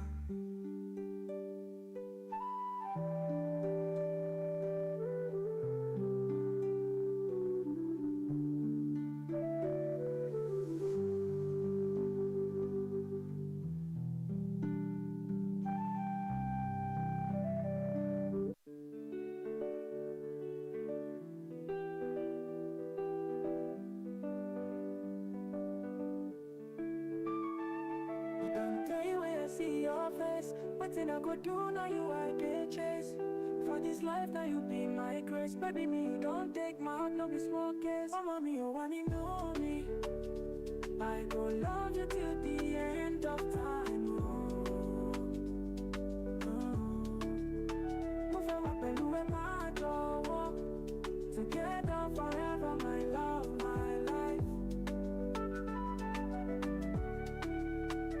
Now you be the light where they shine my way. Every day I go they thank God, I go pray. For your love I no go delay. Wahala no go there as I dey stay. Oh mommy you wanna know me, I go love you till the end of time. Move on pẹ̀lú ẹ máa jọ̀wọ́, together forever my love, my life. Even when the sun no show, with you I no go let go. Our love go there grow.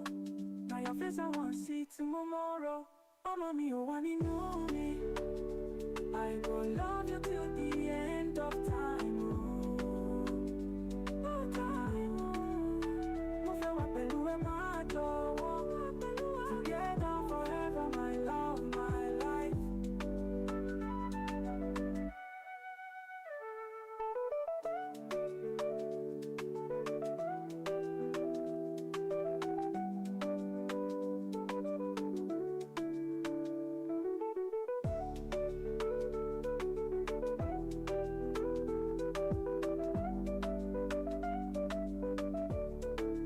Even when the sun no show, with you I no go let go.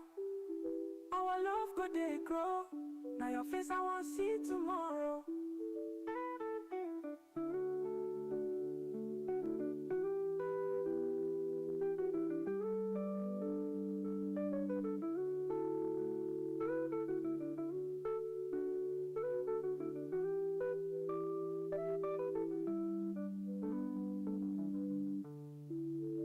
Oh mommy you wanna know me, I go love you till the end of time. Mo fẹ́ wà pẹ̀lú ẹ máa jọ̀wọ́, together forever my love, my life.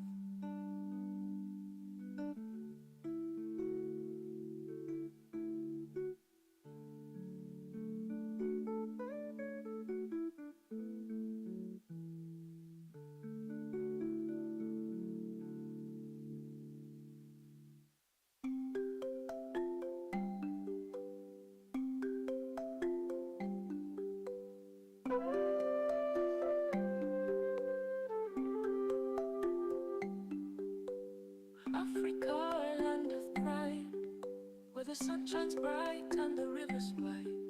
We dey carry heritage we no fit hide, but along the way some of us don't slide. Let's go back to the roots, where our strength lay, where our culture roots. Remember who we be, stand firm, no lose. Africa, rise up, no time to choose.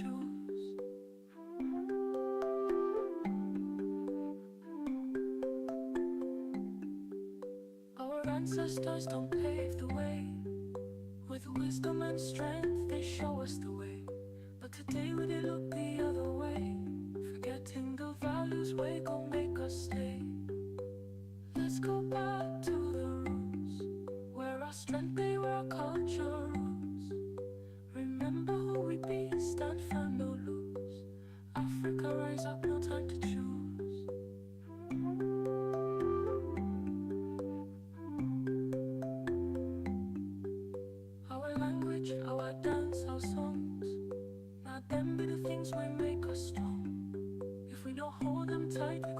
our song. So let's unite and right the wrong. Let's go back to the roots, where our strength they were culture roots. Remember who we be, stand firm, no lose. Africa, rise up, no time to choose.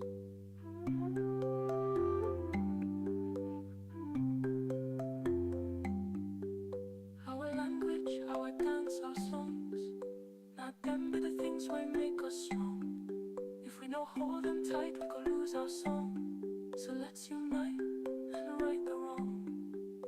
Our language, our dance, our songs, not them be the things we make us strong. If we don't hold them tight, we could lose our song. So let's unite and right the wrong. Let's go back to the roots, where our strength lay, where our culture roots. Remember who we be, stand firm, no lose. Africa, rise up, no time to choose.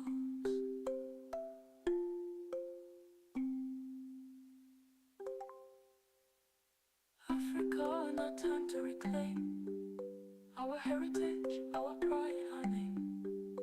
From the north to the south, we stay the same. Back to the roots, no shame, no blame.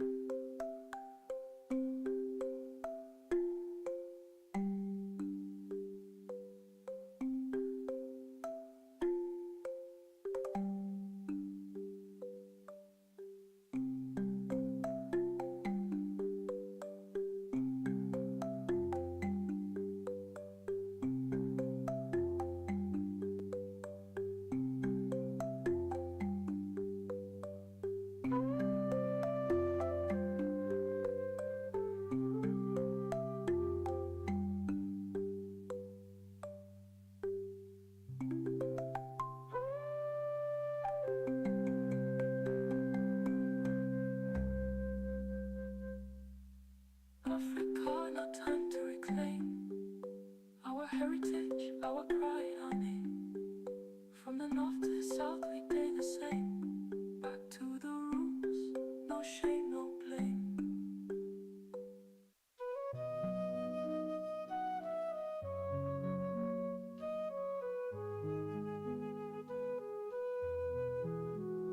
What do you dey fear for?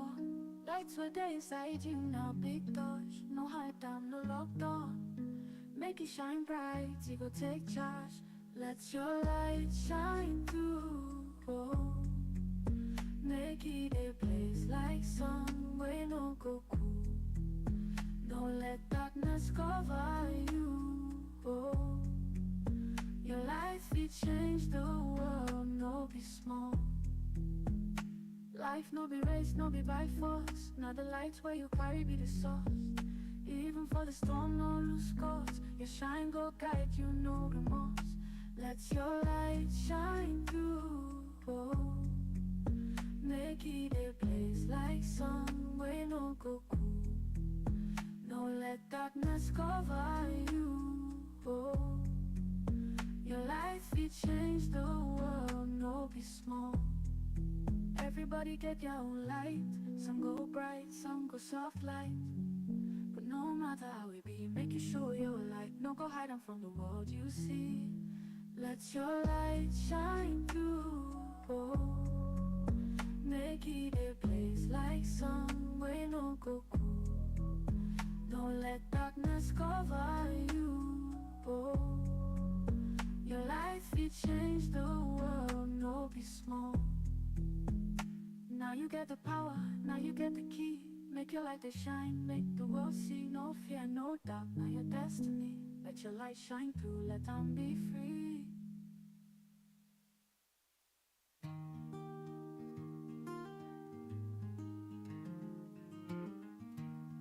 Mimba yenye amani, asubuhi yenye jua. Moyo wangu tulia, roho yangu ya mandi.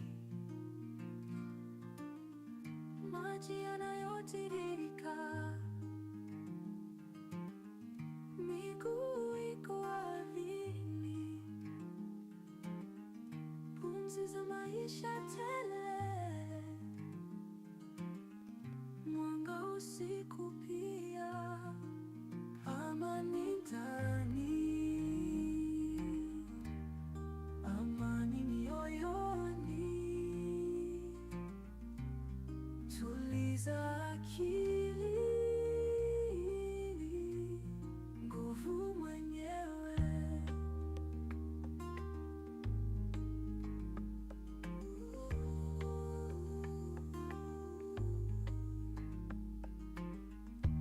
Kijani kitulivu, nguvu ya dunia, mimea yanakuwa, uhai ni uzuri, upole wa upepo, nyasi zanyeshewa, muziki wa maisha unagusa nafsi, amani ndani,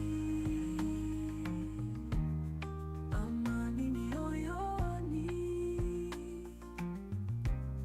tuliza akili,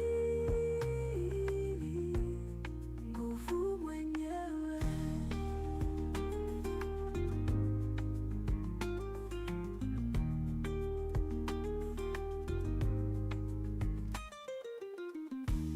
Kijani kitulivu, nguvu ya dunia, mimea yanakuwa, uhai ni uzuri, upole wa upepo, nyasi zanyeshewa, muziki wa maisha unagusa nafsi, amani ndani, amani mioyoni, tuliza akili, nguvu mwenyewe.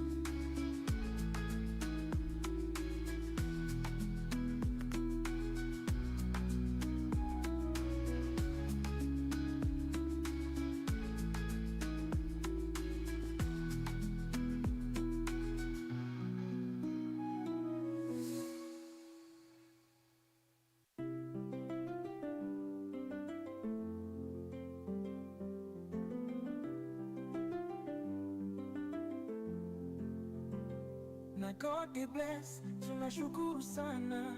Every day na new chance, mishani zawadi. We go the rise, hakuna kurudi nyuma. Mom picking na time to shine, oh. Ana life is sweet, oh. Lazima tutafurahia. Kila siku na baraka, tunaendelea mbele. Hakuna shida, Mungu yuko nasi. Swahili na pidgin, tunaimba kwa furaha. Hata kama dunia ereshek, sisi hatutishiki. Na bidii tunafanya, future ni bright kabisa. No wahala, we gonna push on. Maisha ni safari, tutafika mbali. Ana life is sweet, oh. Lazima tutafurahia. Kila siku na baraka, tunaendelea mbele. Hakuna shida, Mungu yuko nasi. Swahili na pidgin, tunaimba kwa furaha.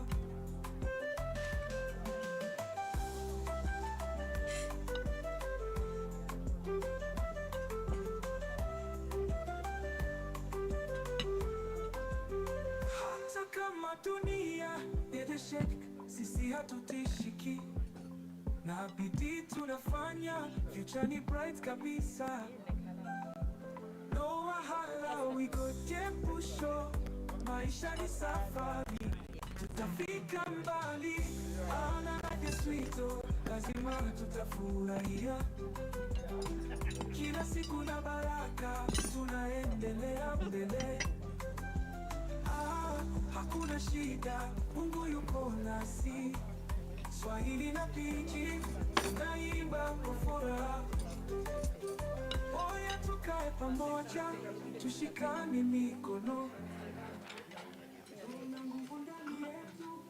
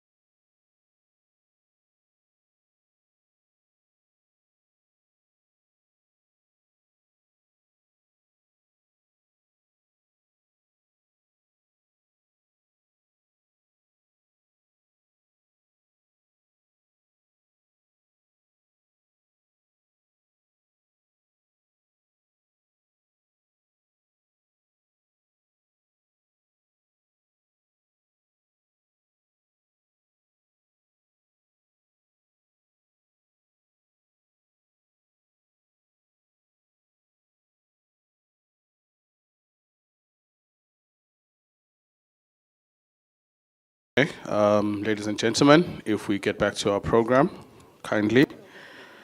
Maybe before I proceed with the program, just to acknowledge a few more stakeholders who are part of this meeting today. EPH is here, Eswatini Railway, Eswatini Railway,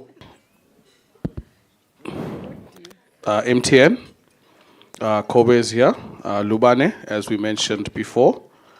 Eswatini Water Services Corporation, ENTC, the Exams Council, Cuddle Puddle, Valley Filling Station, Bethel Court, Madlelia County, Prosperity Trust, and Ezulwini Clinic. We really appreciate you taking the time before annual general meeting.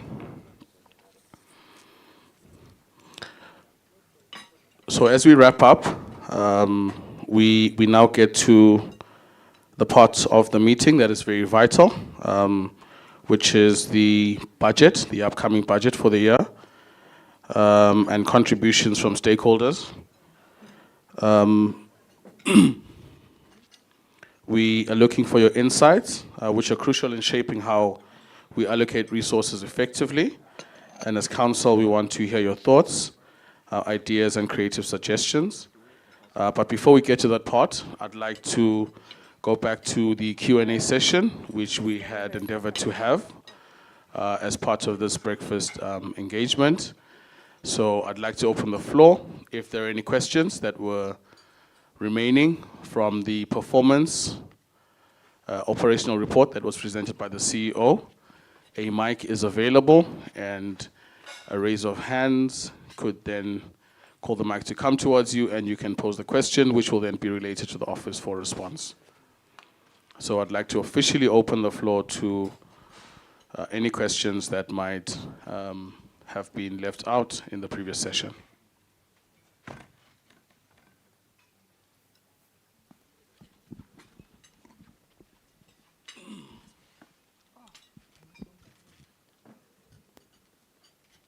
Good morning.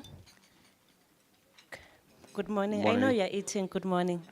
Morning. Gugu Vilagati from Lubane Sako. Mine is not a question, but it's to appreciate the comprehensive report from the CEO. Thank you so much. It was very informative. I don't like putting this word, but I'll put it however. It cancels everything that I've said. No, it doesn't, Babe. It was good. I noted that you have very good initiatives, which you have done. Unfortunately, us as stakeholders, let me just say myself from Lubane, I didn't know about all of these things that you have done, yet some of them are feeding into my strategy. It was going to be better for me if maybe I had your strategy on time so that we can see how we can collaborate and help each other. Let me just make an example of this breast cancer awareness. I did mine in that corner at Lubane. It was small, but I've gone big with collaborating with you. So it is a plea from myself that whenever you sit down and strategize for the year, let us know what you have planned so that you can see how best we can collaborate and help each other. Thank you. Thank you.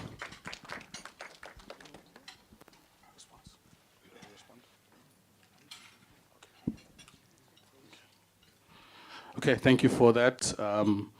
We do note and do take cognizance, as the CEO stated in his presentation, that there is an IDP that is currently being developed, and we will engage with all relevant stakeholders, including Libane as well. And we appreciate the invite to collaboration and also to extend to the rest of the business community and stakeholders to say, we are open to collaborations, and we will be very, very willing to collaborate with you so that whatever we do is comprehensively applicable to everyone in the town. So thank you for that.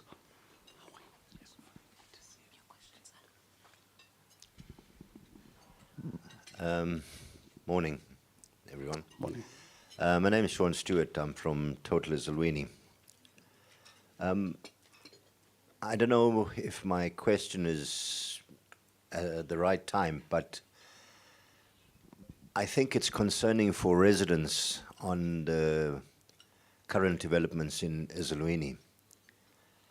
I mean, the developments that are being established here are purchasing land at astronomical prices and building superstructures at, well, I can't even say what costs. How is Ezulwini going to,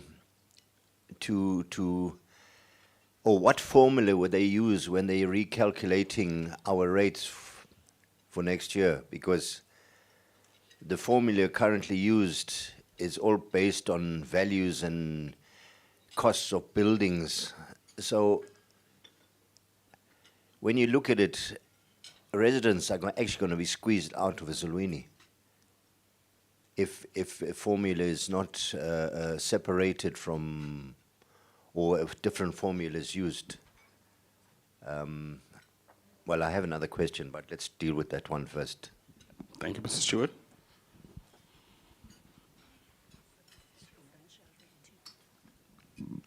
I'll ask the town treasurer to speak to that.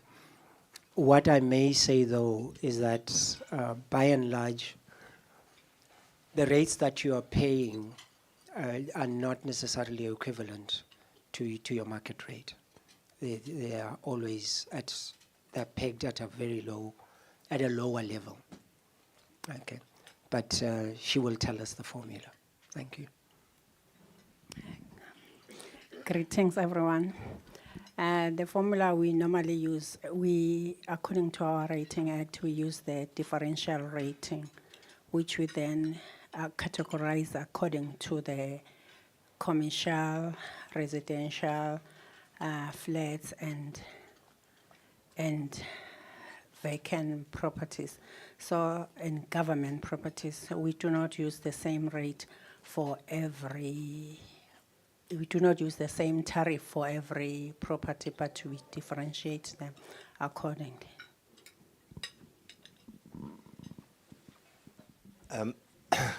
Sorry, I think where I'm coming from is the valuation of Ezulwini is going to go up.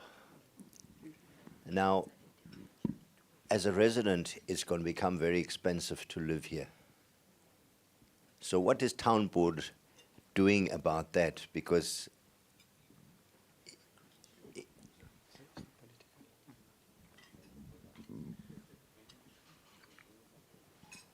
Thank you, Mr. Stewart. Can we allow ourselves, with council, to take it as homework, without denying the fact that property value in Ezulwini is already high. We know for the fact that our tariffs are the lowest among so many of the other municipalities, but it's always hit back by your market value. So I think council would need to look at it.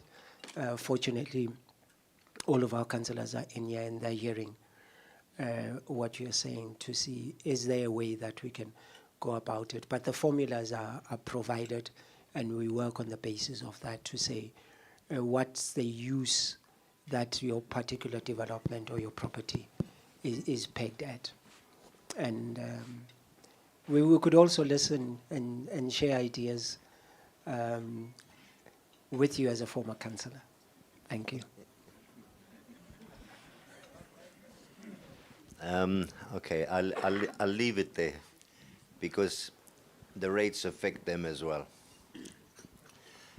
Just one last question. Maybe you could just give us an update. What is happening at Royal Swazi? Because unemployment in Ezulwini is quite high. Ever since Royal Swazi closed. And in fact, Royal Swazi was the biggest employer in Ezulwini, and it'll be nice to know what's happening, and is there any forecast of when it might open? Because it'll change Ezulwini, you know, and it will increase our tourism. That was a popular spot, and maybe it'll answer Mr. Sayer's prayers as well. Maybe we'd appreciate some sort of feedback on that. Thank you. No, thanks. I think it's a question that all of us are asking. Will Real Swazi, at least the facilities, get to be used for tourism purposes? What we do know for a fact is that there have been various people coming in with the intention of purchasing the facility and using it for as a hospitality structure as it has been. So we know that there are efforts towards that. We know that there are proposals which have come before the liquidators, because you'll recall that it is still under liquidation. So there are people who have come in. Without naming names, I know that there are some interventions which are also made by one of our banks to look at some of their clients who are running within the hospitality industry within the Southern African region. So there are discussions, but the biggest challenge is that there hasn't been any finality. And we would like to see things get to finality in that space, because it's a very important asset for the nation. I eavesdropped on another conversation where there was a clear issue to say, if you look at the convention center there, it's the biggest facility that you can have for conventions. Hence, you find that now and then they get to use it, whether we agree with it or not, but they do find ways of using it. So it's a very important establishment for as long as the ICC and FISH has not opened up. But we have something existing which, if we really push, it can give us the life that we used to have. Good morning, everybody. My name is Charles van Wyk. I represent Mpulipi Family Trust here.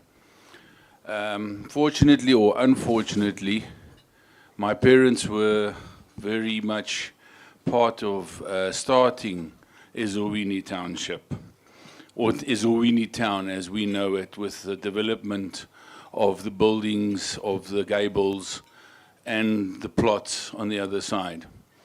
However, saying that, I'm in agreement with what Sean Zerd is saying. I'm of the opinion that the housing is escalating to a proportion where the average person cannot afford the rates. We cannot keep up with the people that are, the institutions, the banks, the bigger groups that are investing in our town. It's wonderful that there are people that are taking notice of our town and wanting to invest in it. But yes, I think it's going to take some really serious thought from your guys' side. I see that the rise in your rates are exceeding what our escalation in rental clauses are. And this is alarming to me. The other thing is, you guys brought up the road that you'd like to enlarge, the main road. I would like to know what's going to be the consequences of the landowners which these roads actually are on presently. Thank you.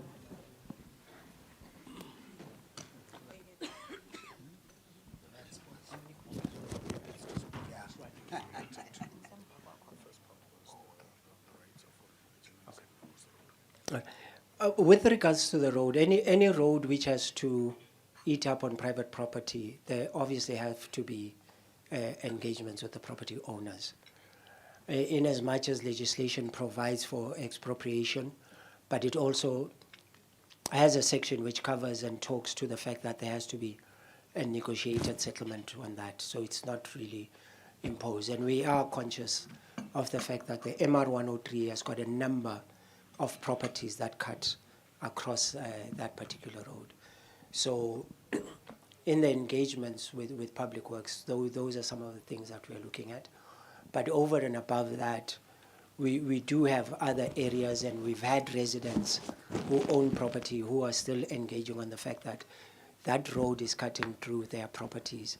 And on the basis of that, even the manner in which those rates are computed, that matter is taken into consideration. Thank you.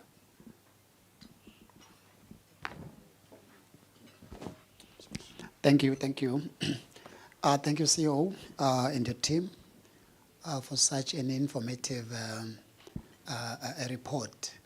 My name is Sipo Matsebula. I'm from Eswatini Environment Authority. Mine, CEO, will be maybe more in respect to what I may call your environment and social relations with your neighboring communities. We know Ezulwini is bothered by your local communities, Bo Ezulwini, and these communities, we have seen, I would say, impacts that are coming from the municipality, vice versa. I'll be specific. We've had reports and concerns from these neighboring community on issues like stormwater management, where most of these communities like Yonshakabili, Bongonini are at the receiving end. And it seems like the municipality, there's nothing much that is doing about it. And there are also issues of waste management, where you find residents from the town dumping on the other side.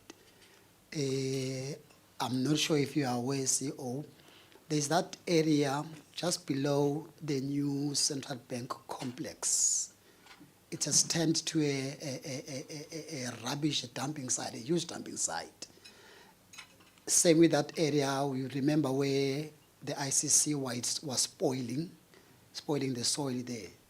It has turned into a huge dumping site, and mostly it is from residents from the municipality. There are also issues of alien invasive encroachment as a result of these activities, your illegal dumpings and so on and so on. So my question to you, CEO, is what measures are you putting in place as a municipality to mitigate such and ensuring, I would say, harmonious relations with these communities? Because we know, as said, they report to us at the office, they're not happy. Fortunately, I've had engagements myself with yourselves, with the town. I'll be happy to have more engagements, and we come up with mitigation measures to mitigate such. Thank you.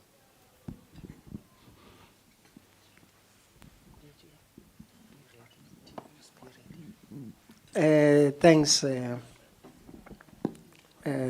EA, Mkholo, for the questions. I think there's a dynamic that we all need to appreciate. What we call boundaries, it's a mirage. In truth, we have to live with our neighbors, and the strive should always be to live in harmony and work together and collaborate. The municipality has engaged, and at a point we felt we were at a space where we are moving forward with some of the communities within the peri-urban space. And unfortunately, we also recognize the fact that once you deal with land, it's always a political hot potato. So there are certain things that you can do and things that you may not be able to do. I think I just want to take that as a preamble and allow the experts within the space to talk.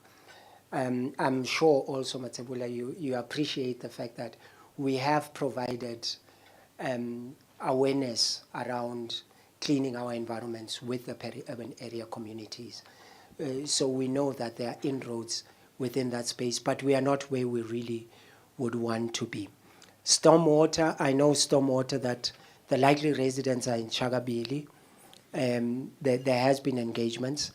I think, let me not take the words which the town engineer is going to provide, because I know what he's going to say.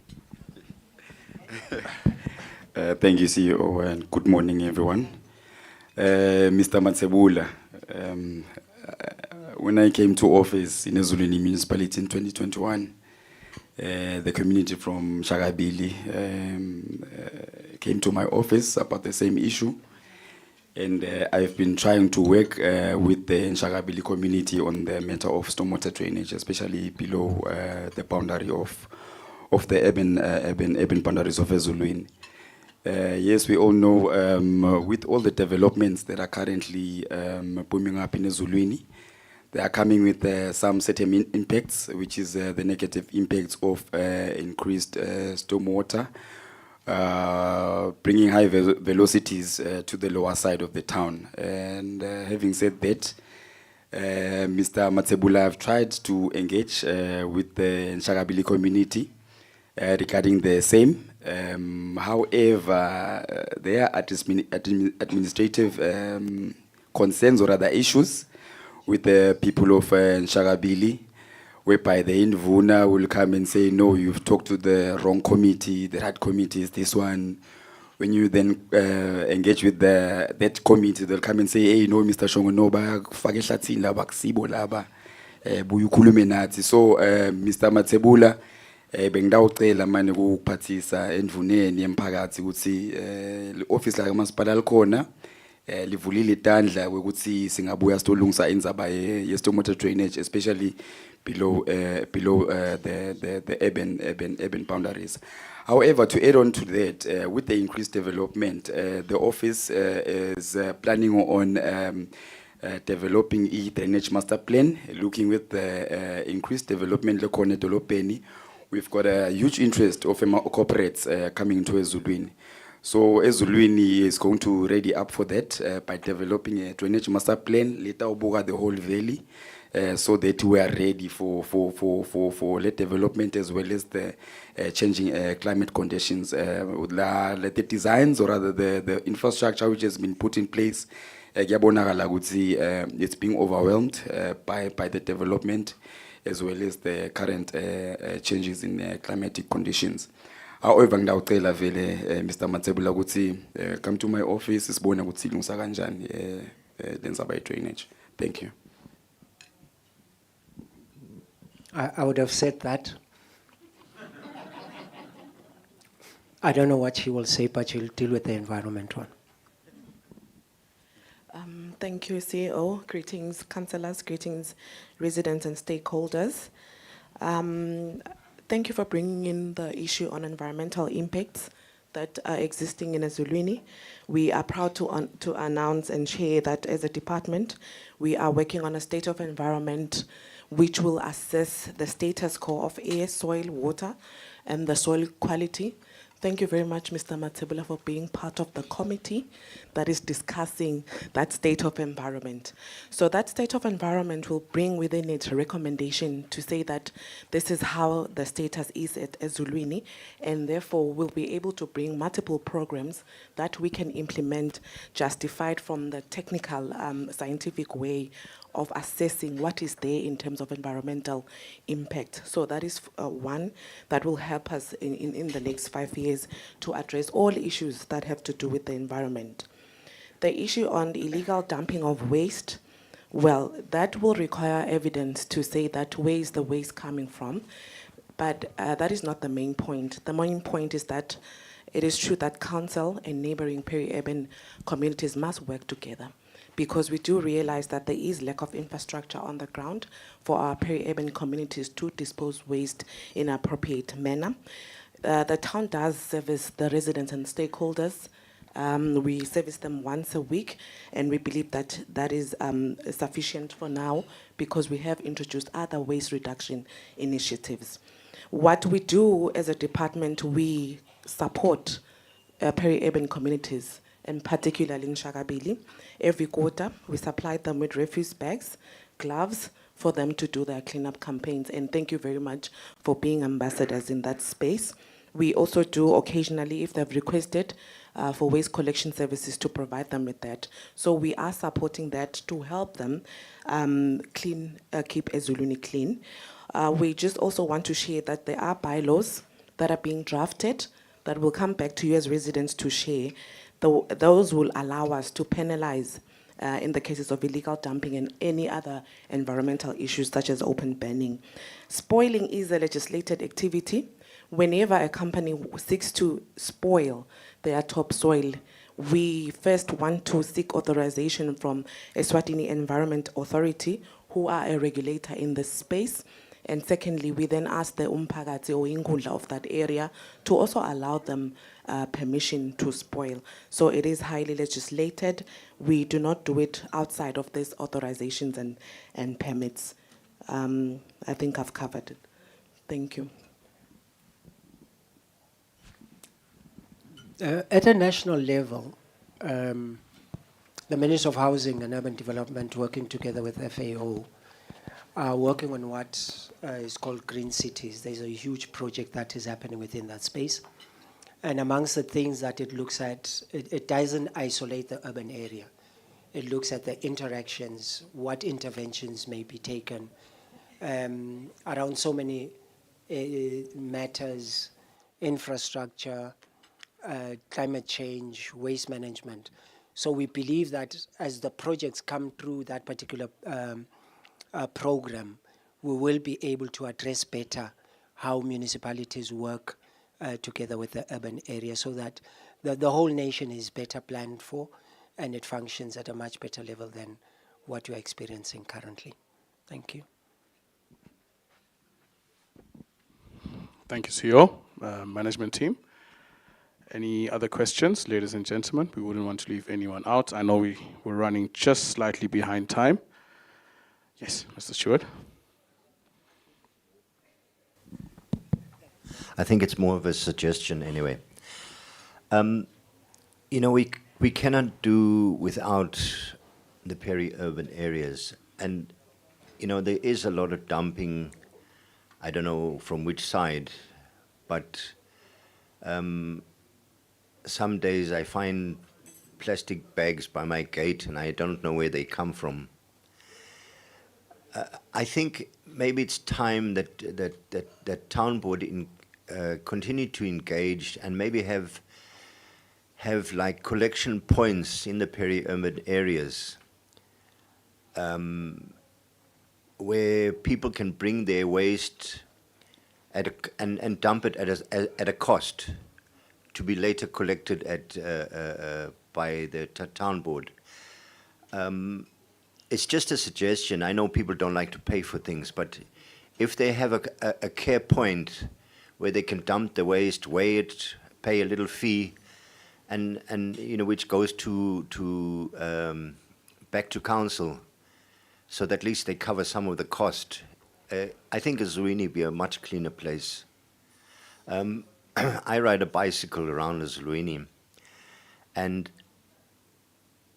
I tell you, the kimbies that you find in certain places is amazing, where people just throw kimbies by the bags full.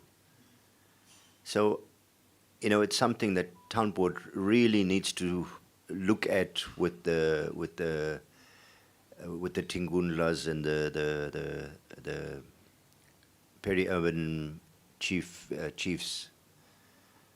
And make some sort of formal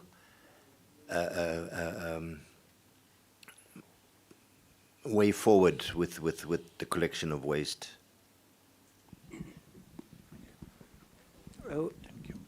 Thanks. To be honest to all residents, we did have those engagements. There was an area which was actually identified outside of the urban area where we were looking at developing it so that we have a disposal site. Hence, when I started off, I said, once you deal with land, it's a political hot potato, because then we face those challenges. But the suggestion is well taken, because we need to continuously keep on trying. until something ends up working. But thanks for the suggestions.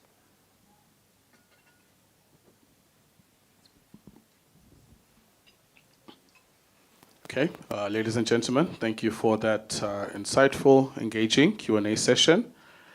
I'm looking around and I'm seeing I'm not leaving anyone out. But the office is available to engage further, so residents are more than welcome. Please do visit us at our civic center for us to be able to engage further on some of the topics that we might not have covered today.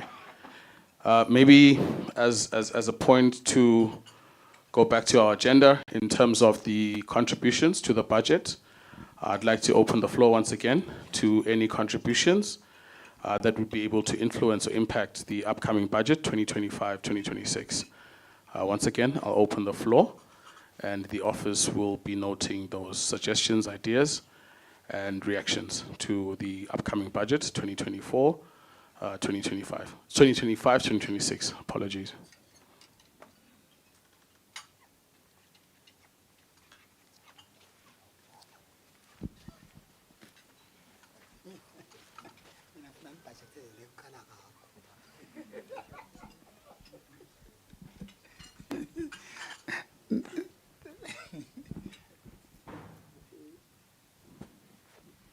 Thank you, Chair. Mina ngidafuna ukuthi nibudget le nkala ngakho. Nikufake kubudget indoko nje kuphela. Thank you so much. Thank you, Mr. Masabula. That is noted. Thank you very much.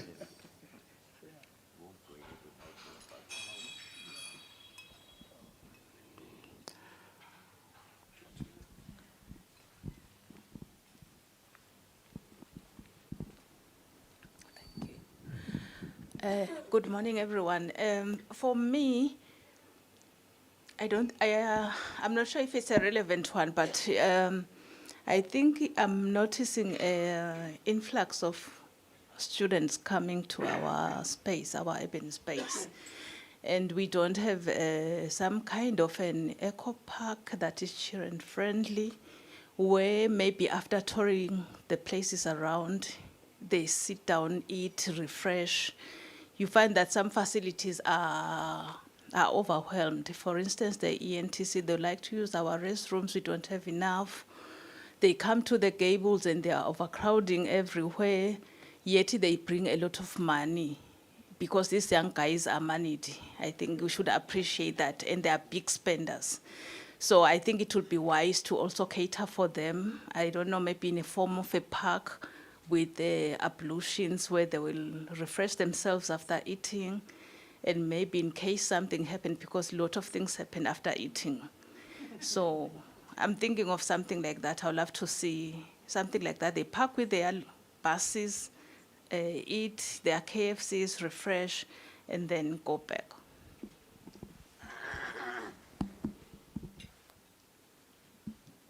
Thanks, ENTC. Well noted.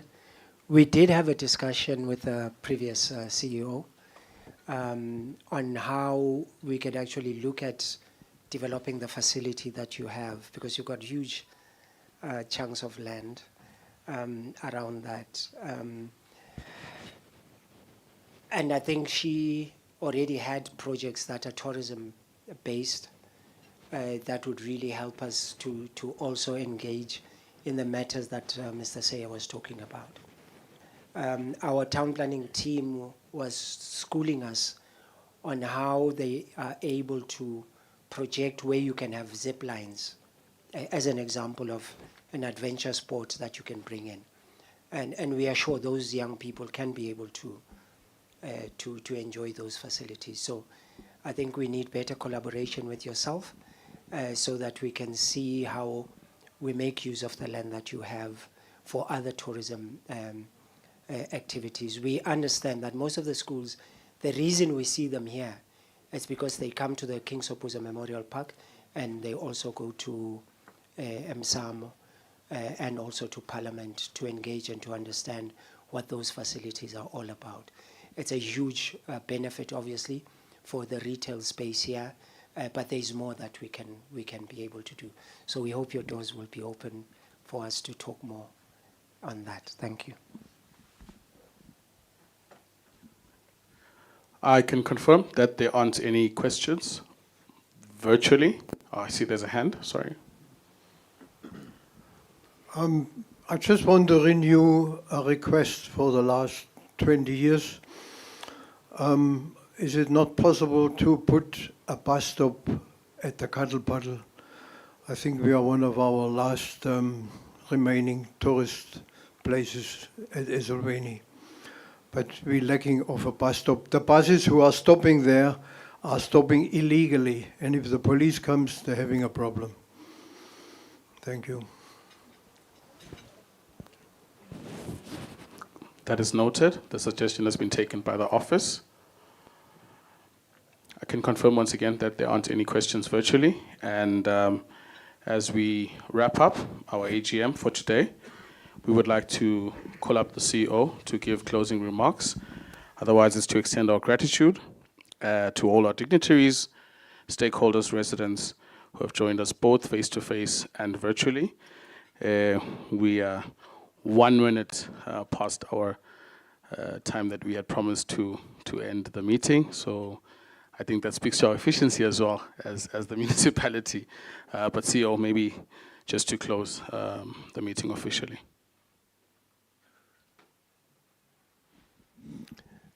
I'd actually asked the mayor to close. She gave me a very quick response. So I will close.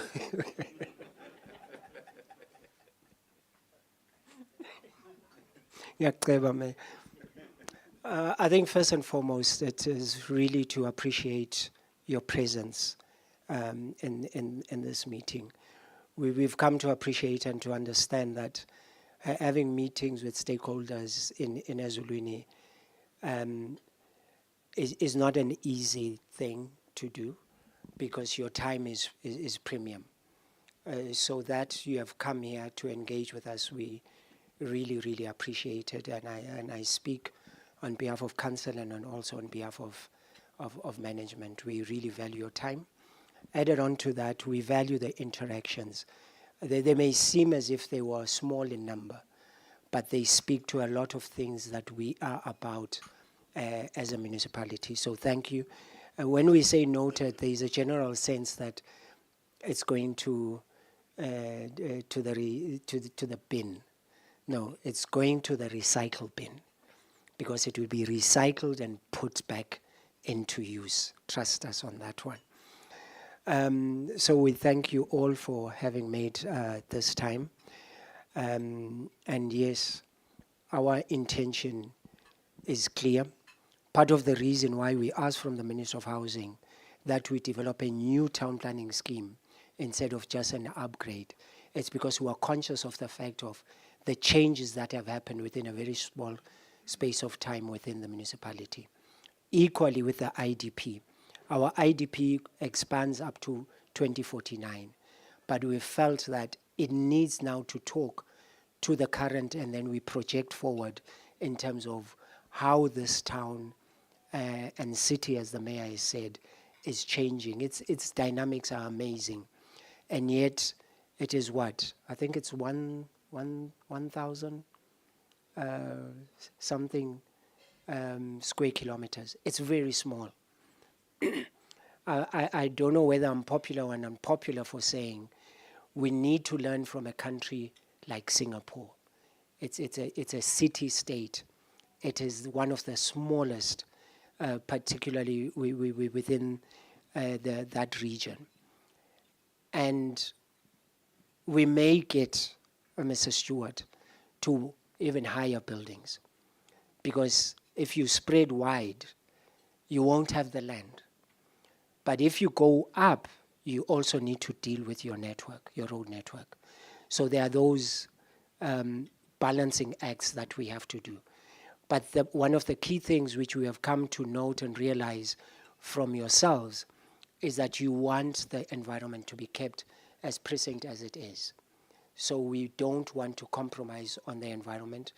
Yes, those who come in will come in, but we have a clear tabs to say we need the environment to remain as pure as it is because it benefits us also in terms of our health. So with those few words, thank you for coming through I will ask then, I hope I won't get a quick response, but I will ask Councillor Mbingo to pray for us as we end our session.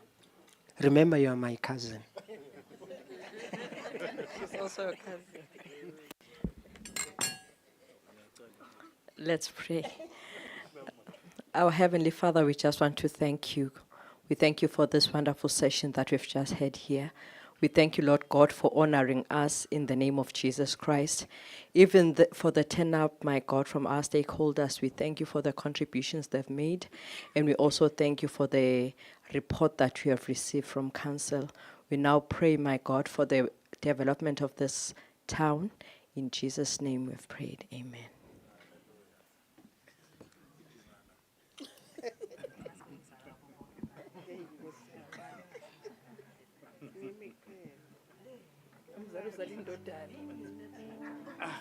lalela lo umzala